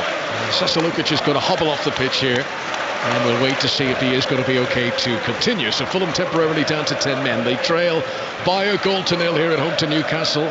Early stages of the second half on 5 Live. Play will resume with a throw into Fulham, which is far side of the field from us. It's the left as the home side come forward. Robinson awaits the instruction from the referee. All this time is going to be added on at the end of the 90 minutes. So Robinson takes the throw. We're back underway. Back to Tim Ream. Down to 10 men. Yep.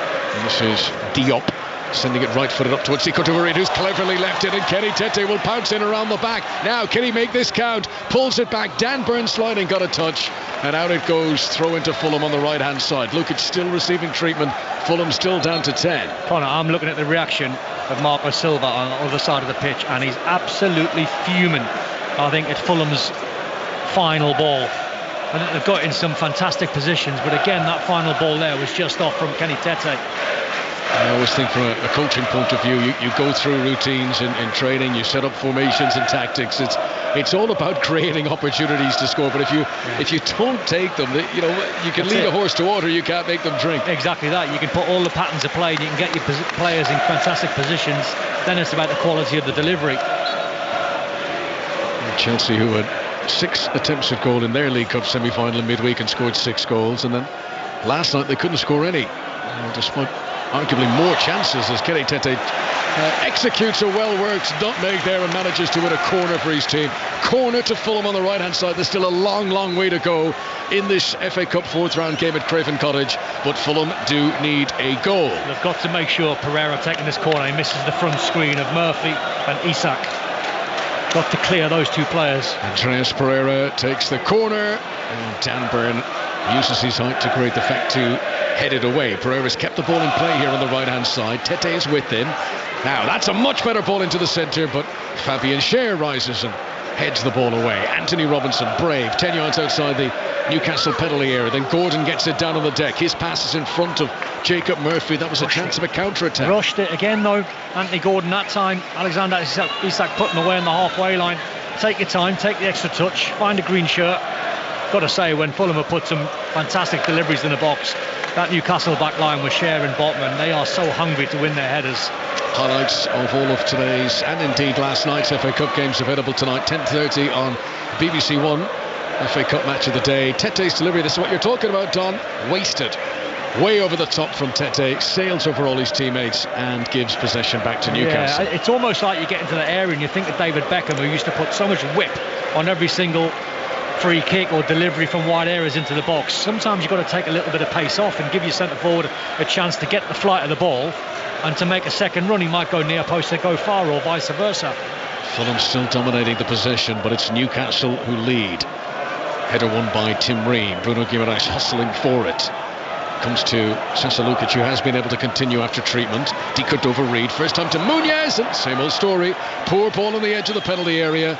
Out of play for a Newcastle throw. Got to make it stick. The most important thing from a number 9, if you're Isak or Manish, you have to make sure when the ball comes into you, it sticks, because being a midfield player, you want to gamble off your front man, but you've got to make sure, or you've got to hope that he's secure in possession, otherwise you're going to vacate your position.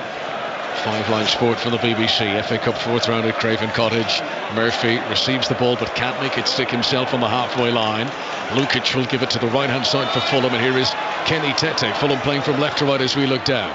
Gordon sprints back to get goal side of the Dutchman. Fulham hold on to possession. Sasalukic 15 yards outside the Newcastle penalty area, maybe a bit more. Gives it to Andreas Pereira, cuts back at himself, looking for colleagues in space. Gives it back to Tim Ream, now to Robinson on the left-hand side. Muñez waiting for it to come into the penalty area. Again, the delivery is not good. Fulham hold on to possession, but they are back near the centre circle again. Here comes Decut over Reed. To Reed on the right-hand side. Tete's on the overlap outside him. To the byline. Can he pull it back? They're appealing for a handball. It's into the arms of Dubravka. It struck a defender on the way through. It was Dan Burn, and the Fulham fans, who were much closer to that than we were, are up in arms saying that was a handball. You've just seen the replay, Don. Yeah, it struck his elbow and his arms were quite close to his chest.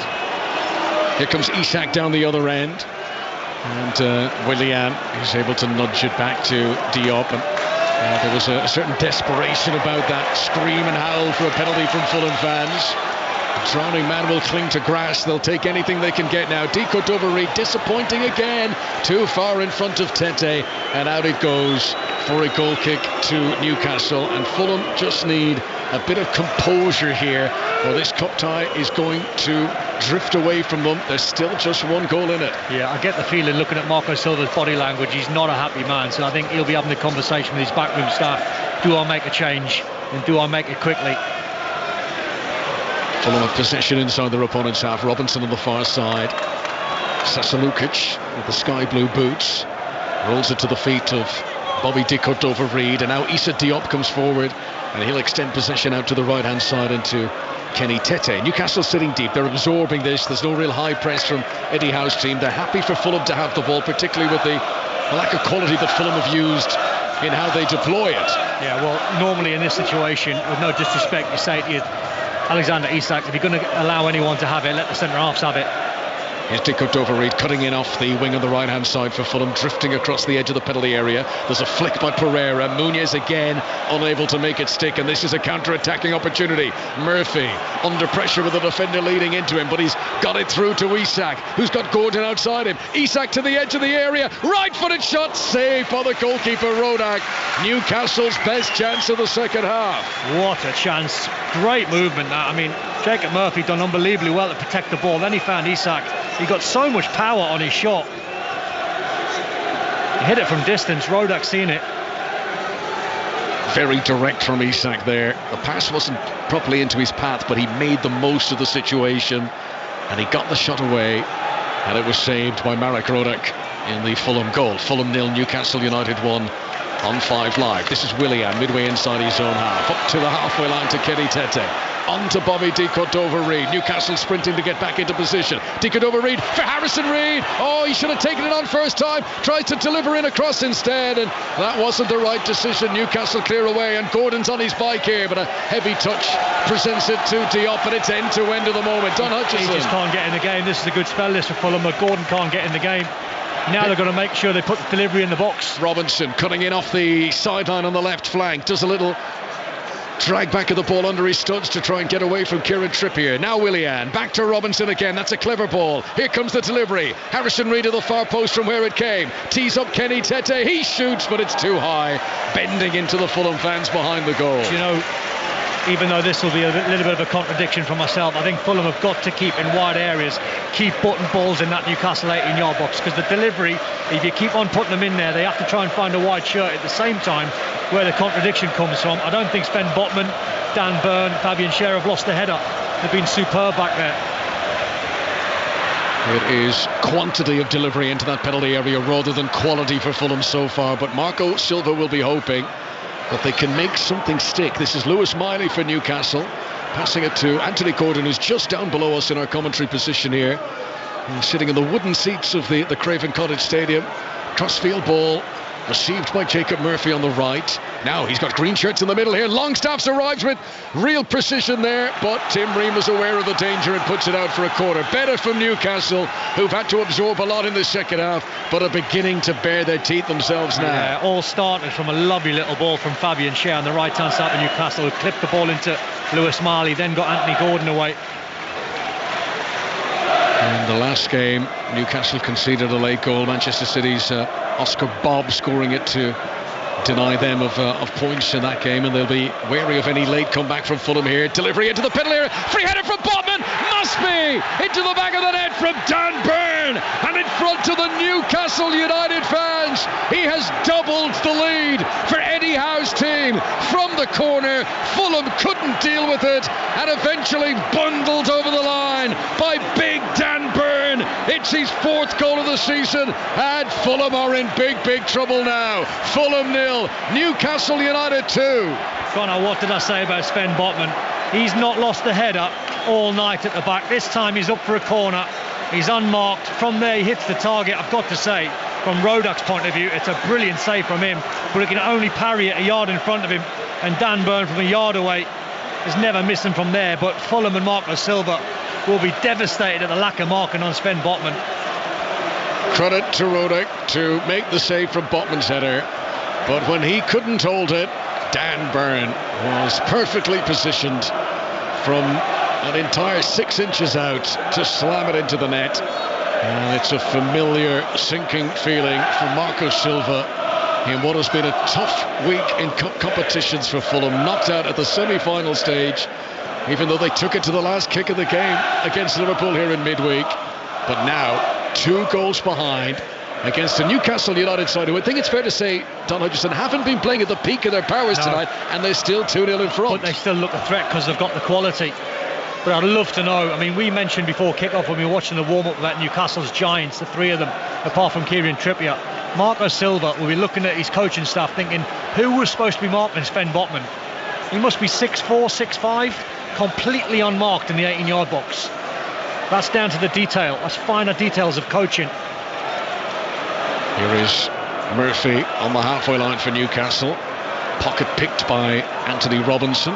Murphy's not giving up though, and he prowls after him. Fulham hold on to possession, but they've got to go back to Diop and eventually retreat back to the goalkeeper Marek Rodak. I'm going to use an old school phrase, but when the flip chart gets flipped before the game, they probably don't use them anymore, but once the flip chart gets flipped at the start of the game and the coach tells you who you're supposed to be marking from wide free kicks and corners against, you've got to make sure you do your job. They didn't do it there, Fulham. I know you play in Legends games still, Tom. Okay. You attend Legends. Well, I say I played. I was up against Figo last week. Yes, I heard that. Yeah, he tore me to shreds. Did you have a flipboard in your dressing room? We did. We did. Brilliant. Of course we did. None of your fancy touch screens. That's proper football. Let me tell you, Gilberto Silva, Robert Pires and Figo. Oh, my word. Oh, how did you get in this team, Don? Hang on a second. Who's your agent these days? Centre half I played. Here's Lukic, 10 yards outside the penalty area for Fulham, who trail by 2-0 here at Craven Cottage. Robinson's available on the I bet you Figo's still got it, by the way. Honestly, Connor, I promise you, he got it in the number 10 position, and I went tight to him.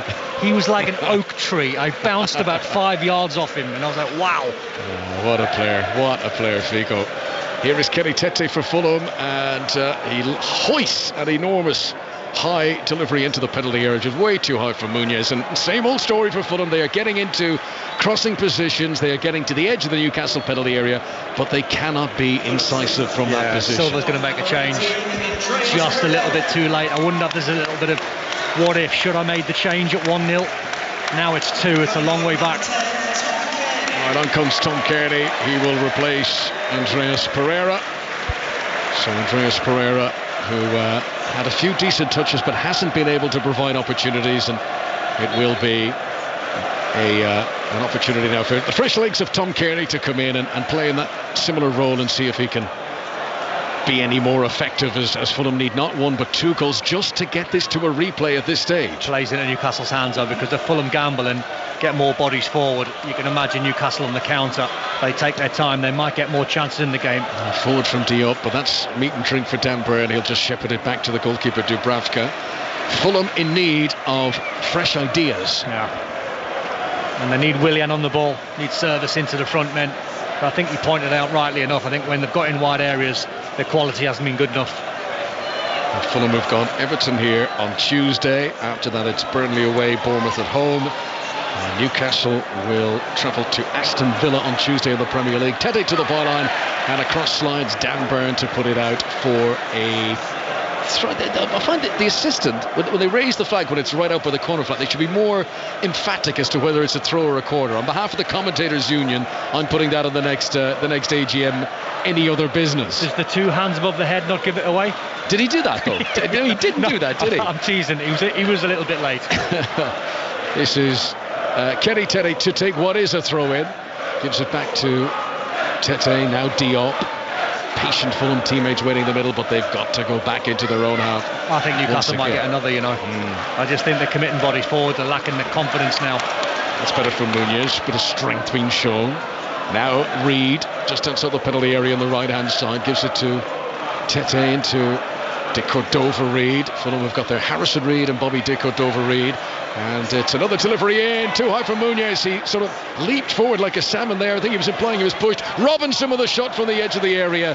It lacked pace and power, and it's a comfortable save for Dubravka. Yeah, to use a boxing analogy, it's almost like Fulham have took a couple of big punches, haven't they? Now can they recover? Is the desire there? Is the energy there after what's been a busy week for the club? Miley has possession of the centre circle for Newcastle, plays it in front of Gordon, who's got a sprint, but Tete had a head start on him and gets there first, and then he clears it away. Good defending, plays it off the shin pads of Gordon, ensuring that it will be a Fulham throw. I don't think you can knock the attitude, I think, of the Fulham players. I think they've given it their all. They're trying to stay in the game. Lewis Miley, who you sort of have to remind yourself is still only 17 years of age. Just played that pass a little bit too far forward of Gordon. I mean, when you look back at the 2 goals, 2 set plays, 2 corners, that's what Marco Silva won't be happy with, conceding from 2 corners. Botman, who was involved in the second goal, gives it back to Scher. And Scher rolls it back to Dubravka. It's some signing, Sven Botman, Maldini was desperate to try and get him at AC Milan. Is he another of your mates that you play with? You're dropping all the names tonight. Listen, I'm a Newcastle fan, so I know the players coming in, I know the story behind them. But he was seduced. Here's Miley outside of the right boot, and that's a better ball for Gordon. Gets to it ahead of Tete. 10 yards on the byline, stepping into the penalty area. Gordon around Tete, splashes it just too high for Trippier. Trippier, the right back, had made a brilliant burst to the far post there, and had Gordon's delivery been a few inches lower, it would have been 3-0 to Newcastle. Brilliant skill, fantastic skill. He feinted it, put it in with his right foot, dropped on his left. I thought the goalkeeper got a touch. Maybe he didn't, but just a fraction heavy for Trippier or Isak. Here's Harrison Reid for Fulham, who trailed by 2-0, 5 live for the BBC in the FA Cup. Highlights on BBC One tonight at 10:30 of all this weekend's games so far. Here is Sasa Lukic inside the centre circle for Fulham, and he'll give it back to Issa Diop. Another change coming for Fulham. I think it might be Raul Jimenez. Here comes Anthony Robinson over the halfway line, gives it back to Tom Kearney. Out to Willian, who came on just ahead of half-time. He'll scoop it into the penalty area. Controlled in the midriff by Muñoz. Back to Kearney, who's inside the box. Now Willian. Little flick with the undersole of his boot there, just trying to flick it up into the penalty area. But Newcastle have been able to get it down the other end. And here comes Anthony Gordon. Isak to his right. He takes on Diop. This is Gordon. Diop lunges in well. Good defending. Puts it out for a corner. Diop knew that Gordon could do him for pace there, so he had to go early, and he puts it out for the corner. He had to go all in, that was Newcastle 2v2 with Fulham, and Diop, he gambled, because if Anthony Gordon chops inside of him, he gives a penalty away. But on the stretch, Fantastic block, good defending. Corner to Newcastle. Their supporters behind the goal their teams are attacking know that their team have benefited from these corners as the game has progressed tonight. 2-0 if you're just joining our coverage. Longstaff in the first half, Dan Burn in the second. Yeah, looking at the Fulham setup now, their zonal marking. So there's no player picking up Sven Botman, Dan Burn, Fabian Schär, Isak. That's dangerous in my opinion. Yeah, it's not worked out well for them so far tonight, Fulham, this zonal. I mean, Harrison Reed's picking up Fabian Schär, that's a mismatch. But poor delivery by Trippier is headed away by the first defender at the near post. Anthony Gordon retreats to the halfway line to collect it. He'll send it forward, right-footed, loads of backspin on that. Met by the head on the far side of Harrison Reed. Now, can Tom Carney get Fulham moving here? He gives it out to the left wing to Willian, and immediately sliding across is Longstaff to put it out for a Fulham throw. Just looking, apart from Diop and Tim Ream, Fulham are not a big side, are they, compared to what Newcastle are? Double change coming for Fulham. They're going to take off Issa Diop. They're going to bring on Tosin. And they are also going to bring on Raul Jimenez. And he is going to take the place of Harrison Reed. So that is a striker coming on in place of a midfielder. And they're going to finish this game, Fulham, with... Oh, Harrison Reed, I think he's just coming across for a drink. It's Bobby De Cordova-Reid who is actually being the player who departs. So it's not quite as dramatic a tactical swap as I thought it was. But...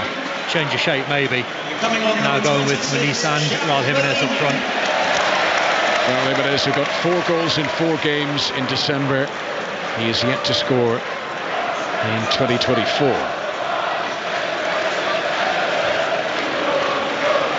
Fulham 0, Newcastle United 2. A 7 o'clock kickoff on 5 Live. And there's 20 minutes plus the stoppages to go. Kenny Tete trying to come in field of Dan Burn. And a chance for Lukic to cross from the right-hand side, and it's well controlled inside his own penalty area by Kieran Trippier. And we've been mentioning how Fulham have been forced to send players forward here. They've got 2 goals to make up, but it does mean there is more acreage for Newcastle to run into down the other end. Gordon holding it up here. Back to Dan Burn. Miley's got space on the left-hand side. Tete comes out to greet him. Lewis Miley back to Dan Burn once again.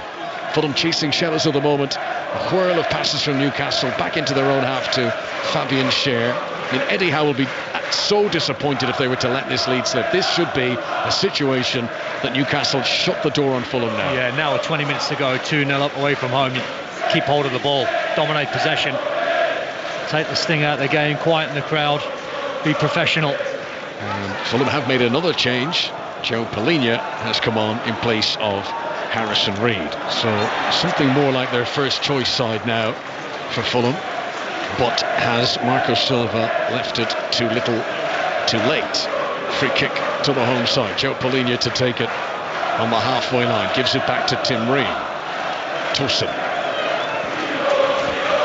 Stepping over the halfway line. Short to Joe Palhinha once again, who'll instantly become the controller of possession in the middle of the park. Out to Kenny Tete, who tried to head it first time into the path of Raul Jimenez. It was a good idea, but he couldn't get it above the Newcastle defence, and it's cleared all the way back down to Rodak away to our left-hand side. Yeah, the trouble now for Fulham, Newcastle don't mind sitting in a low block, so they're going to allow Tim Ream, Tosin, maybe Palhinha to a certain extent to have possession a mile away from their goal in their 18-yard box. Here comes Robinson with Willian outside him. Left-hand side for Fulham. Willian to the byline. Swings it in looking for Raul Jimenez, but the tall frame of Dan Burn wins the header comfortably. The Mexican has kept the ball in play by the byline, right-hand side for Fulham. And then he gets the head up, tries to see who's with him. Tete in support. Gordon's working really hard here to unsettle, and Fulham are forced back to the halfway line once again. Still over a quarter of an hour of normal time to play. They never look like conceding a goal, Newcastle, when Fulham are putting deliveries in the box. Not because the delivery's poor all of the time, it's because Sven Botman and Dan Burn, Fabian Schär, they're great in the air. You've got to be perfect with your crosses. Fulham perhaps need a different ploy. Here's Tete on the right-hand side, pushes it in front of Raul Jimenez, who didn't want it there, and Burn says thank you very much and gets it back for Newcastle. Bruno Guimaraes, a bit casual on the edge of his own penalty area there, gave away possession. Miley battling to try and get it back again, and out goes the ball for a throw-in to Fulham. Bruno Guimaraes, brilliant player, but that wasn't the place to do that flick. No, at the same time you wouldn't really want to knock it out of his game because he's super confident and he's very talented. But you're right, there's certain points in the game where you have to manage. That's not the time to try and a fancy flick on the edge of your own 18-yard box. But Newcastle are going to make a change here. That's a good 75 minutes in the bank, for Jacob Murphy. Well done. It's Jacob Murphy, who has been out with a shoulder injury. He dislocated it, you might remember, twice in 10 days, end of October into November. They perhaps brought it back a little bit too quickly the first time. But he is off, and on comes Tino Livramento, who has looked very good from what we've seen of him in a Newcastle United shirt so far. Oh, do you know what? I was at St James's Park when they beat Man City in the Carabao Cup, and he was man of the match, Livramento. He is some player. So a very good recruit, Tino Livramento, who looks like he is going to play in front of Dan Burn, wide on the left-hand side, and Anthony Gordon has switched across to the right. And it's pretty much 4-5-1 now for Newcastle. Connor, there's some quick players on the football pitch tonight, but I'd fancy Livramento on a foot race, I think, with anyone. Here comes Kenny Tete down the right-hand side. Byrne reaches in, nudges the ball out of play. Throw into Fulham, who need to get their skates on. This is João Palhinha. Back to Tosin on the halfway line for Fulham. Now Tom Kearney. This is all midway inside the Newcastle United half. Robinson. Raul Jimenez. Muniz all waiting in there. Lukic has gone forward. The story of this game tonight has been Fulham's inability to get it into threatening positions. Robinson out wide by the sideline. Back to the defender Tim Ream. Yeah, they've got to move the ball quicker now. 15 to go. This is Robinson. Back to Ream again. Isak hovering around, but no real press, because, as we've mentioned a few times now, Newcastle realising that Fulham aren't much threat on the halfway line. No, they're comfortable in their shape, Newcastle. Tosin plays it out to Tete on the right-hand side. He's got both Byrne and Livramento to deal with. Lofts one into the centre. That's better. Raul Jimenez hit it just over the top. Well, finally a delivery of some quality. And the Mexican, that's the first attempt he's had since coming on, just couldn't keep it down. Well, he should score. There's a miscommunication between Dubravka and Sven Botman, and he had the leap, he had the run, he had the jump there, Jimenez, and he probably should score inches over the crossbar. Not too far over the top. And Raul Jimenez, who was sent off against Newcastle last month in the Premier League after only 22 minutes. Well, we'd love to get on the score sheet against them and give us an exciting climax to this cup tie at Craven Cottage. 2-0 Newcastle lead away from home at the moment, much to the joy of their large travelling contingent away to our left-hand side. Willian, that's a good ball. Raul Jimenez into the penalty area. Dan Burn fully committed. He took off 10 yards of that and slid along the ground to launch it out for a throw. How many of them has he done tonight, Dan Burn? It's almost like, I'm not going to bother running because I can slide 15 yards. Did you have when you were a kid, Don, one of those sort of plastic sheets that in the summer you would get the garden hose on and you would launch yourself? Imagine Dan Burn on one of them. He better have a long garden, because he'd be flying into the neighbours. Here comes Tete down the right hand side, delivers into the middle, chance for Raul Jimenez, but he couldn't get the shot. Robinson drills it, but it hits the side netting from wide. Fulham have had their arguably two best chances of the game in the last 2 minutes. And both felt Raul Jimenez. He's in a little bit of space in the 18-yard box. This time, it's a fantastic ball into him. I don't think he expects it. I think he thinks the Newcastle defender's going to head it away. I think from a tactical point of view, I think Eddie Howe realises with 12-15 minutes to go, they're going to have to defend. So he's put Anthony Gordon on Anthony Robinson, and he's put Livramento on Kenny Tete to match them both up for speed. 2-0 Newcastle. Eddie Howe on the verge of moving into the 5th round of the FA Cup, a competition that could be Newcastle's chance of silverware this season. I think if we've learnt anything over the last 18 months, 2 years, is that Newcastle on their day are a force to be reckoned with. They can beat anyone when they're at full strength, when they're in top form. Well, who knows, there could be an exciting end to this 23-24 campaign for Eddie Howe's side. Here comes Livramento. Brilliant ball played through to him by Longstaff. Livramento into the penalty area, but his cross looking for Gordon is cut out by Robinson. Throw into Newcastle. What a ball that was from Sean Longstaff. Livramento done well, staying on side, and he passed a little 5-yard ball into Longstaff, but the creativity and the vision from Longstaff. Lovely ball in. Newcastle will take their time over the corner. Newcastle fans who very much enjoyed their day out, and certainly the prospect of their day out at Wembley last season for the League Cup final. And although they were to be beaten by Manchester United, that has whetted the appetite for a return to those big stage events. Corner's going to be taken by Trippier from the left-hand side, played in low towards the front post. A few of those have been disappointing tonight by Trippier's standards, and it's Sasa Lukic who comes away with the ball, trying to run it out of defence, but held up by Lewis Miley. And then Robinson puts it out for a Newcastle throw.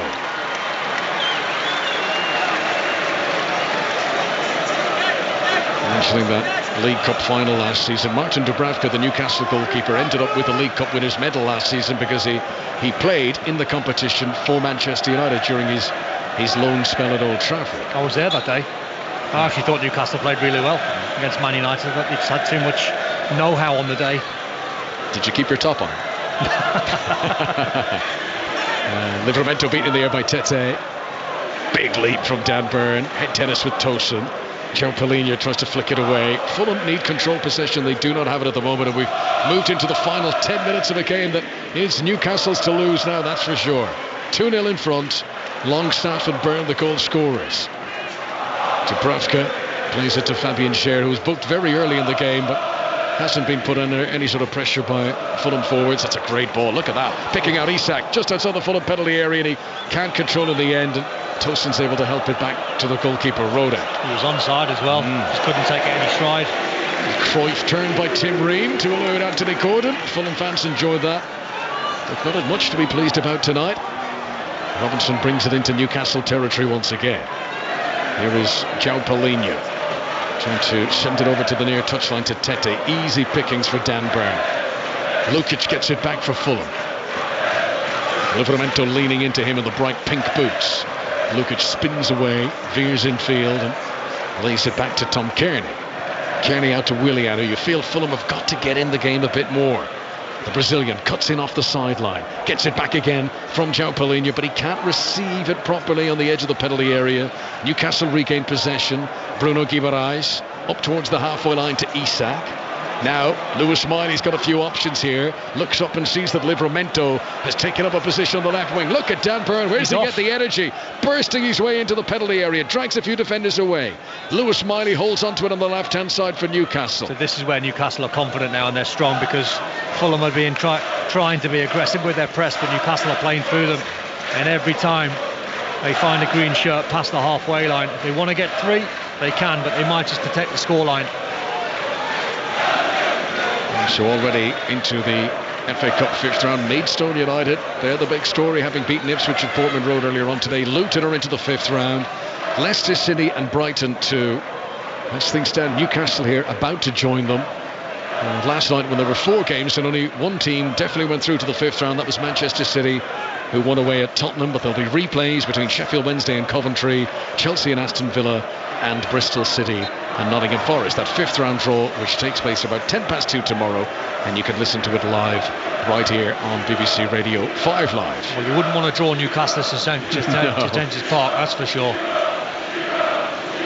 Atmosphere there this season. They are... is that Shearer that they're chanting, the Newcastle fans? Surely he's not in the middle of all that, is he? There's someone in the... they seem to be cheering at someone who's in amongst the supporters. I wonder if it is Alan Shearer. That sounded like Shearer. Might be, you know. So that'll be a quiet end to the game for him, that he's been spotted. He was probably under the woolly hat, keeping the head down.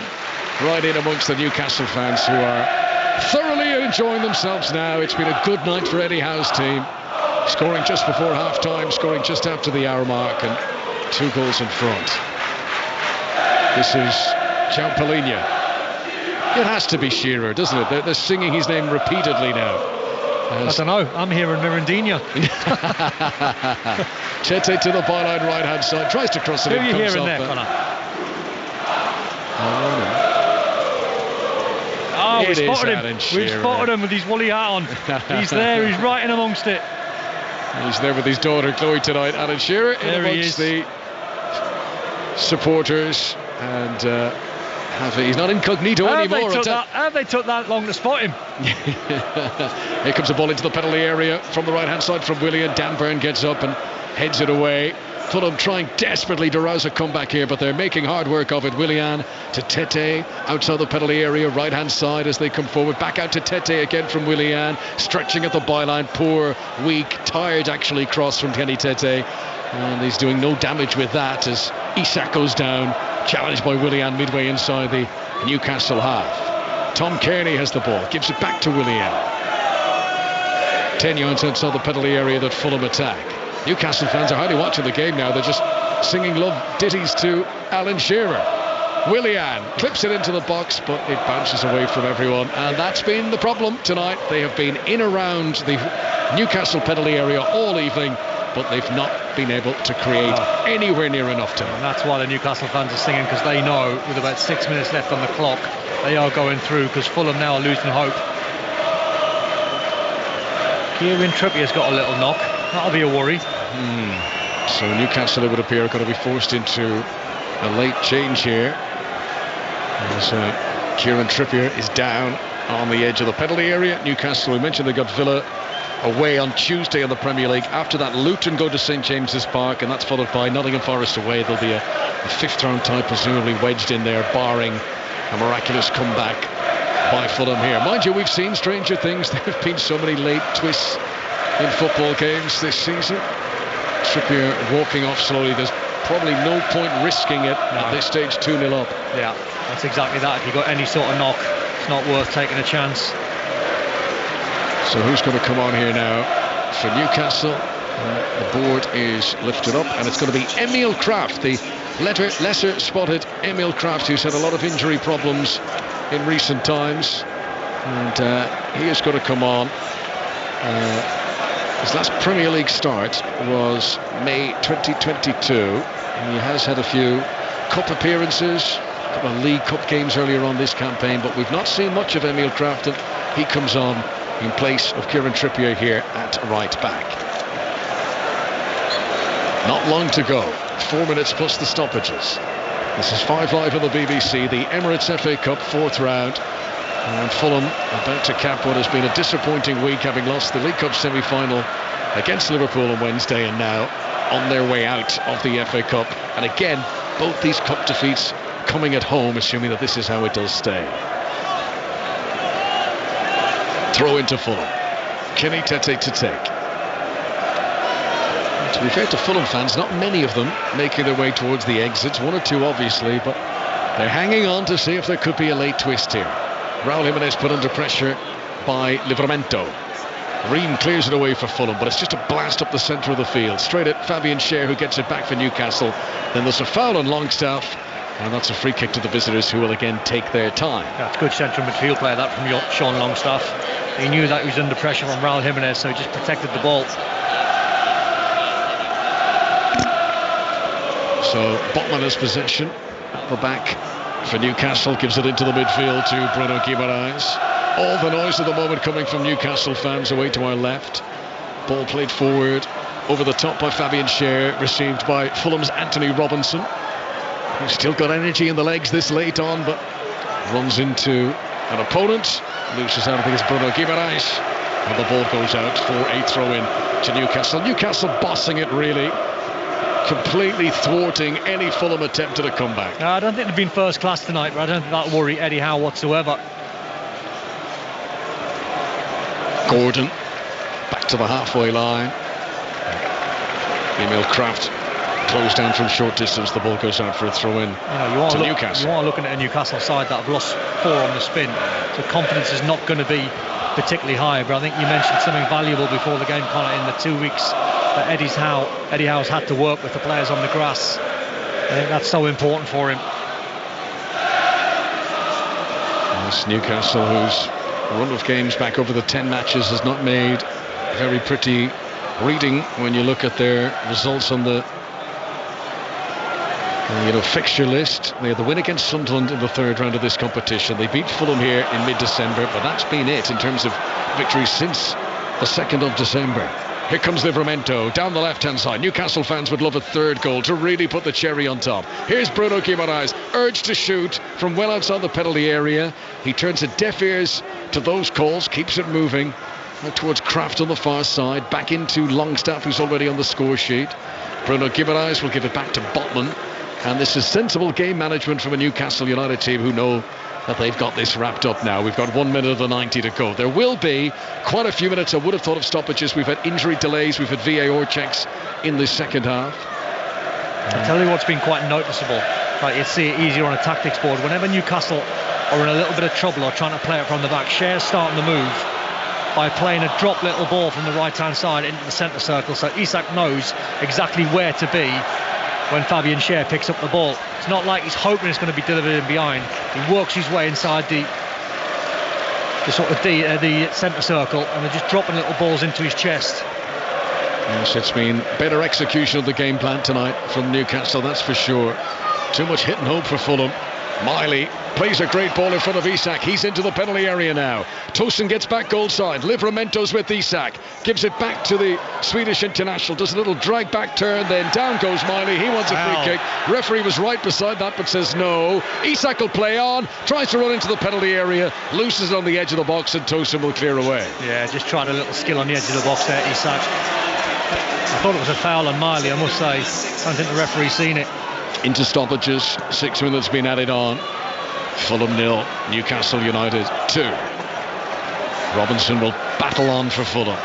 Kearney out to Willian. I think 10-15 minutes ago when Fulham got one back, it would have made it an exciting finish, but this increasingly has fallen away from them. Willian tries to rouse something here, plays a 1-2 at Muniz, but can't bring it away on the second leg. Cher dribbles the ball out of defence and has given it away. Tackled by João Paulinho, whose tackling stats are always excellent.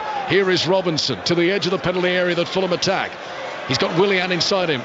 Tries to give Lewis Miley the slip, runs into Bruno Guimaraes, hits the deck, referee plays on. Fulham still have possession. Willian is giving all sorts of dirty looks to the referee. Here's Cesar Lukic into the penalty area right hand side, and story of the night for Fulham as he overcooks the delivery, and then Robinson wasted on the far side. Fulham have got into the final third hundreds of times tonight, but they cannot get a decent delivery into the penalty area as Gordon runs away in a counter-attack down the other end. Isak leaves it for Bruno Guimaraes. That was lovely. Here comes the Brazilian, shoots into Tosin, who makes the block. Tete will bring it away from the back here for Fulham with the support of Raul Jimenez. Lovely awareness there from Alexander Isak, aware that Bruno Guimaraes was behind him. He just opened the legs, allowed it run through, and Newcastle unlucky not to get a clean shot away. So confident, isn't he, Isak? Either when the ball's coming in at his feet or the vision to allow it to go through his legs to Bruno Guimaraes. Alexander Isak, who got the winning goal against Fulham last season at St James's Park. That was this month last year. He's not been on the score sheet tonight, but he's had a good game. That holding pattern that he's been able to be part of, as Don illustrated earlier on. Such an important part of Eddie Howe's game plan. Newcastle toying with Fulham now. We have played 2 of the 6 minutes of stoppages. 2-0 in front for Eddie Howe's team. And this is a walk in the park now. Isak. Yeah, the wind's Newcastle's now. It's just, do you want to really extend yourself and try and get the third goal, or do you take everything and keep your legs fresh for the next game and just keep possession? And I think it'll be the latter. This is Gordon, midway inside the Fulham half. Good tackle by Cesar Lukic, it was there, winning it, and Kearney will bring it forward out to Willian on the left-hand side. Gets to within the outskirts of the Newcastle penalty area, but can't actually get into the box, and he turns and rolls it back for João Paulinho to try. Short pass to Cesar Lukic, 15 yards outside the penalty area that Fulham attack. Tom Kearney now. Newcastle keeping Fulham at bay comfortably here. This is all in the final third, but it's not threatening from Fulham. Robinson out to Willian. Quickly depleting numbers of Fulham support now. They are making to their way towards the exits in greater numbers. Delivery into the penalty area, high and hanging, and easy takings for Dan Burn. Raul Jimenez will try to keep the chance alive, turns and swivels and shoots well off target in the end. And I think João Paulinho's had a word with Jimenez there, because Jimenez turned and remonstrated with him, saying it was worth having a shot, which you can't really argue with when you're 2.5 minutes into a 6 minutes of injury time and you're 2-0 down. No, looking at the crowd just ahead of us now, they're all starting to vacate Craven Cottage now, and they're all leaving. The Fulham fans, they know the game's gone. So a reminder then of what's coming up tomorrow. Action-packed day of live sport on 5 Live, starting early with the live coverage of the men's single final for the Australian Open tennis. Yannick Sinner playing Danny Medvedev. Late change here with Lewis Hall coming on in place of Anthony Gordon for Newcastle. 4 more FA Cup fourth round ties being played tomorrow. You can follow them all across BBC Sport. It's an early start to the Hawthorns. 11:45 kick-off for West Brom against Wolves. Commentary with John Murray and Chris Waddle. And it is Watford against Southampton at 2. Liverpool against Norwich at 2:30. Steve Crossman will be presenting 5 Live Sport from Anfield. Liverpool's first game since Jurgen Klopp announced that he's leaving at the end of the season. And you can watch Newport against Manchester United, one of the most eye-catching games of the fourth round. That is a 4:30 kick-off on BBC One. The draw tomorrow, just after 2 o'clock. You can listen to that on 5 Live. Here is Tom Kearney for Fulham as they battle on, and a chance to come down the other end with Livramento over the halfway line. Matt Ritchie was the player who came on for Newcastle to replace Anthony Gordon. Better ball from Livramento there, and Isak was in. Tosin, he's relinquished his defensive duties. It's all on attack for Fulham. Now pulls it back for Kearney, who puts it wide. Now that, more than anything, sums up Fulham's evening. Tosin, who would have thought it, the big, tall central defender, has produced the most creative moment for his team tonight, laying it on a plate for Tom Kearney, who from 12-13 yards out has put it wide. And you know, if you don't score a goal like that, you're never going to win a cup tie. It's an easy skill as well. He should score there, Tom Kearney. He's allowed the ball from Tosin to come across his right side onto his strong left foot, and all you have to do is guide it into the corner. That's a bad miss. 30 seconds of these 6 minutes to go. That really just sums up the predicament that Fulham have found themselves in this evening. It kind of feels like you could play all night and they're not going to score. More threatening in the first half of this game. Very little threat in the second half in terms of work for Dubravka. They've had loads of possession, they've had loads of territory, but they have not put Dubravka under any sort of pressure. Here is Miley, so composed for a 17-year-old. Lukic nearly went through him for a shortcut there. Referee brings the whistle to his mouth. It's not the full-time whistle, though. Newcastle fans for a moment thought it was. They've begun the celebrations, but it'll be joyous journeys back up to the northeast for these Newcastle fans once they've all had their selfie with Alan Shearer in there, because there is the full-time whistle. Goals from Sean Longstaff, from Dan Byrne have done the job.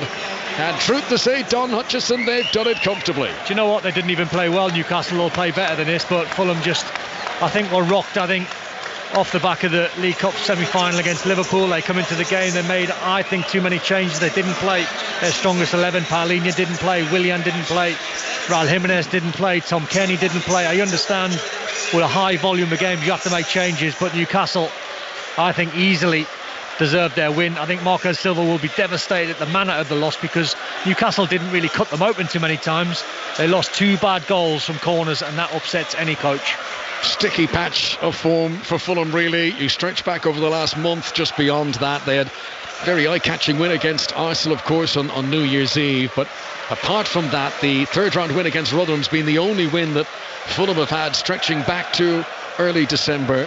And Marco Silva is going to have a job in his hands to raise the morale and the spirits, because going out of one competition is one thing. They've had 2 cup exits now in the space of 3 days. Yeah, he has to make sure now against his former side, Everton, at home, is their next game for him. He's got to make sure that they go full strength. I think the subs that come on had a slight impact, but they'll probably start in the next game, because it's important. They've only got 1 win in 5 in the Premier League, so Fulham are not in great form themselves, but I think they can turn it around. I've seen them too many times this season, and they do play good football. Just not tonight. It wasn't happening for them. Now the goals for Newcastle tonight. Sean Longstaff, very well taken, left-footed strike from the edge of the penalty area a few minutes before half-time. His 4th goal of the season in all competitions, and the second came after a corner, and a free header unmarked Sven Botman. It was saved by Marek Rodak, but he couldn't hold it, and it fell into the lap of Dan Byrne, who finished comfortably from close range. So Newcastle, even not firing on all cylinders, getting the job done with these. And could the FA Cup be their competition? Could this be where this long wait for silverware finally comes to an end? Are Newcastle good enough? Absolutely, they're good enough. I think they'll get players back. I think they'll play, and they can play anyone at St James's Park. I've seen them too many times. I was there for the Man City game in the Carabao Cup. Brilliant atmosphere there. So when the draw happens tomorrow, no one wants Newcastle away. No one wants to draw Newcastle at St James's Park. So the players are making their way towards the tunnel. Newcastle players have been applauding in front of their travelling supporters. A larger allocation for FA Cup games than your regular league games, so there's a huge Newcastle contingent, and several of the players are coming down now to present their match-worn shirts to supporters in there. And there is a bond, and sometimes this can look to be a bit artificially created. I do believe, having been to a lot of Newcastle games, there is a very good bond between the playing staff, the players and the Newcastle fans of this club. I just wonder, the two players that Eddie Howe sent forward there, Sven Botman and Dan Burn, I thought the two of them were absolutely terrific tonight, and I wonder if Eddie Howe is just saying to those two players, you go and give your shirts away in front of those Newcastle fans, because you two, the whole team, well, not the whole team, but the back line especially, I thought was superb tonight, and those two in particular, Dan Burn and Sven Botman, outstanding. Well, earlier on today, the big FA Cup story was Maidstone beating Ipswich Town. Maidstone of the 6th tier going through to the 5th round of the FA Cup. Everton are out, and Mikolenko own goal, part of their demise at home to Luton Town at Goodison. Leeds United and Plymouth Argyle will do it all again after a 1-1 draw at Elland Road. Leicester City are through to the 5th round. They had a 3-0 win against Birmingham City at the King Power Stadium. And Sheffield United, rock bottom of the Premier League, are out of the FA Cup as well.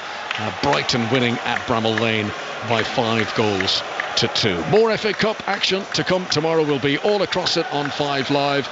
Starting with that 11:45 West Brom against Wolves kick-off. If you're up early tomorrow, you can keep in touch with the Australian Open Tennis men's final as well. But from here at Craven Cottage, Fulham 0, Newcastle United 2. From myself, Conor McNamara, and from Dan Hutchison, it's a very good night. And it is time for the 5 Live News now. With the time approaching 9 o'clock, here is Stuart Clarkson. Listen on BBC Sounds. This is BBC Radio 5 Live. Conor, thank you.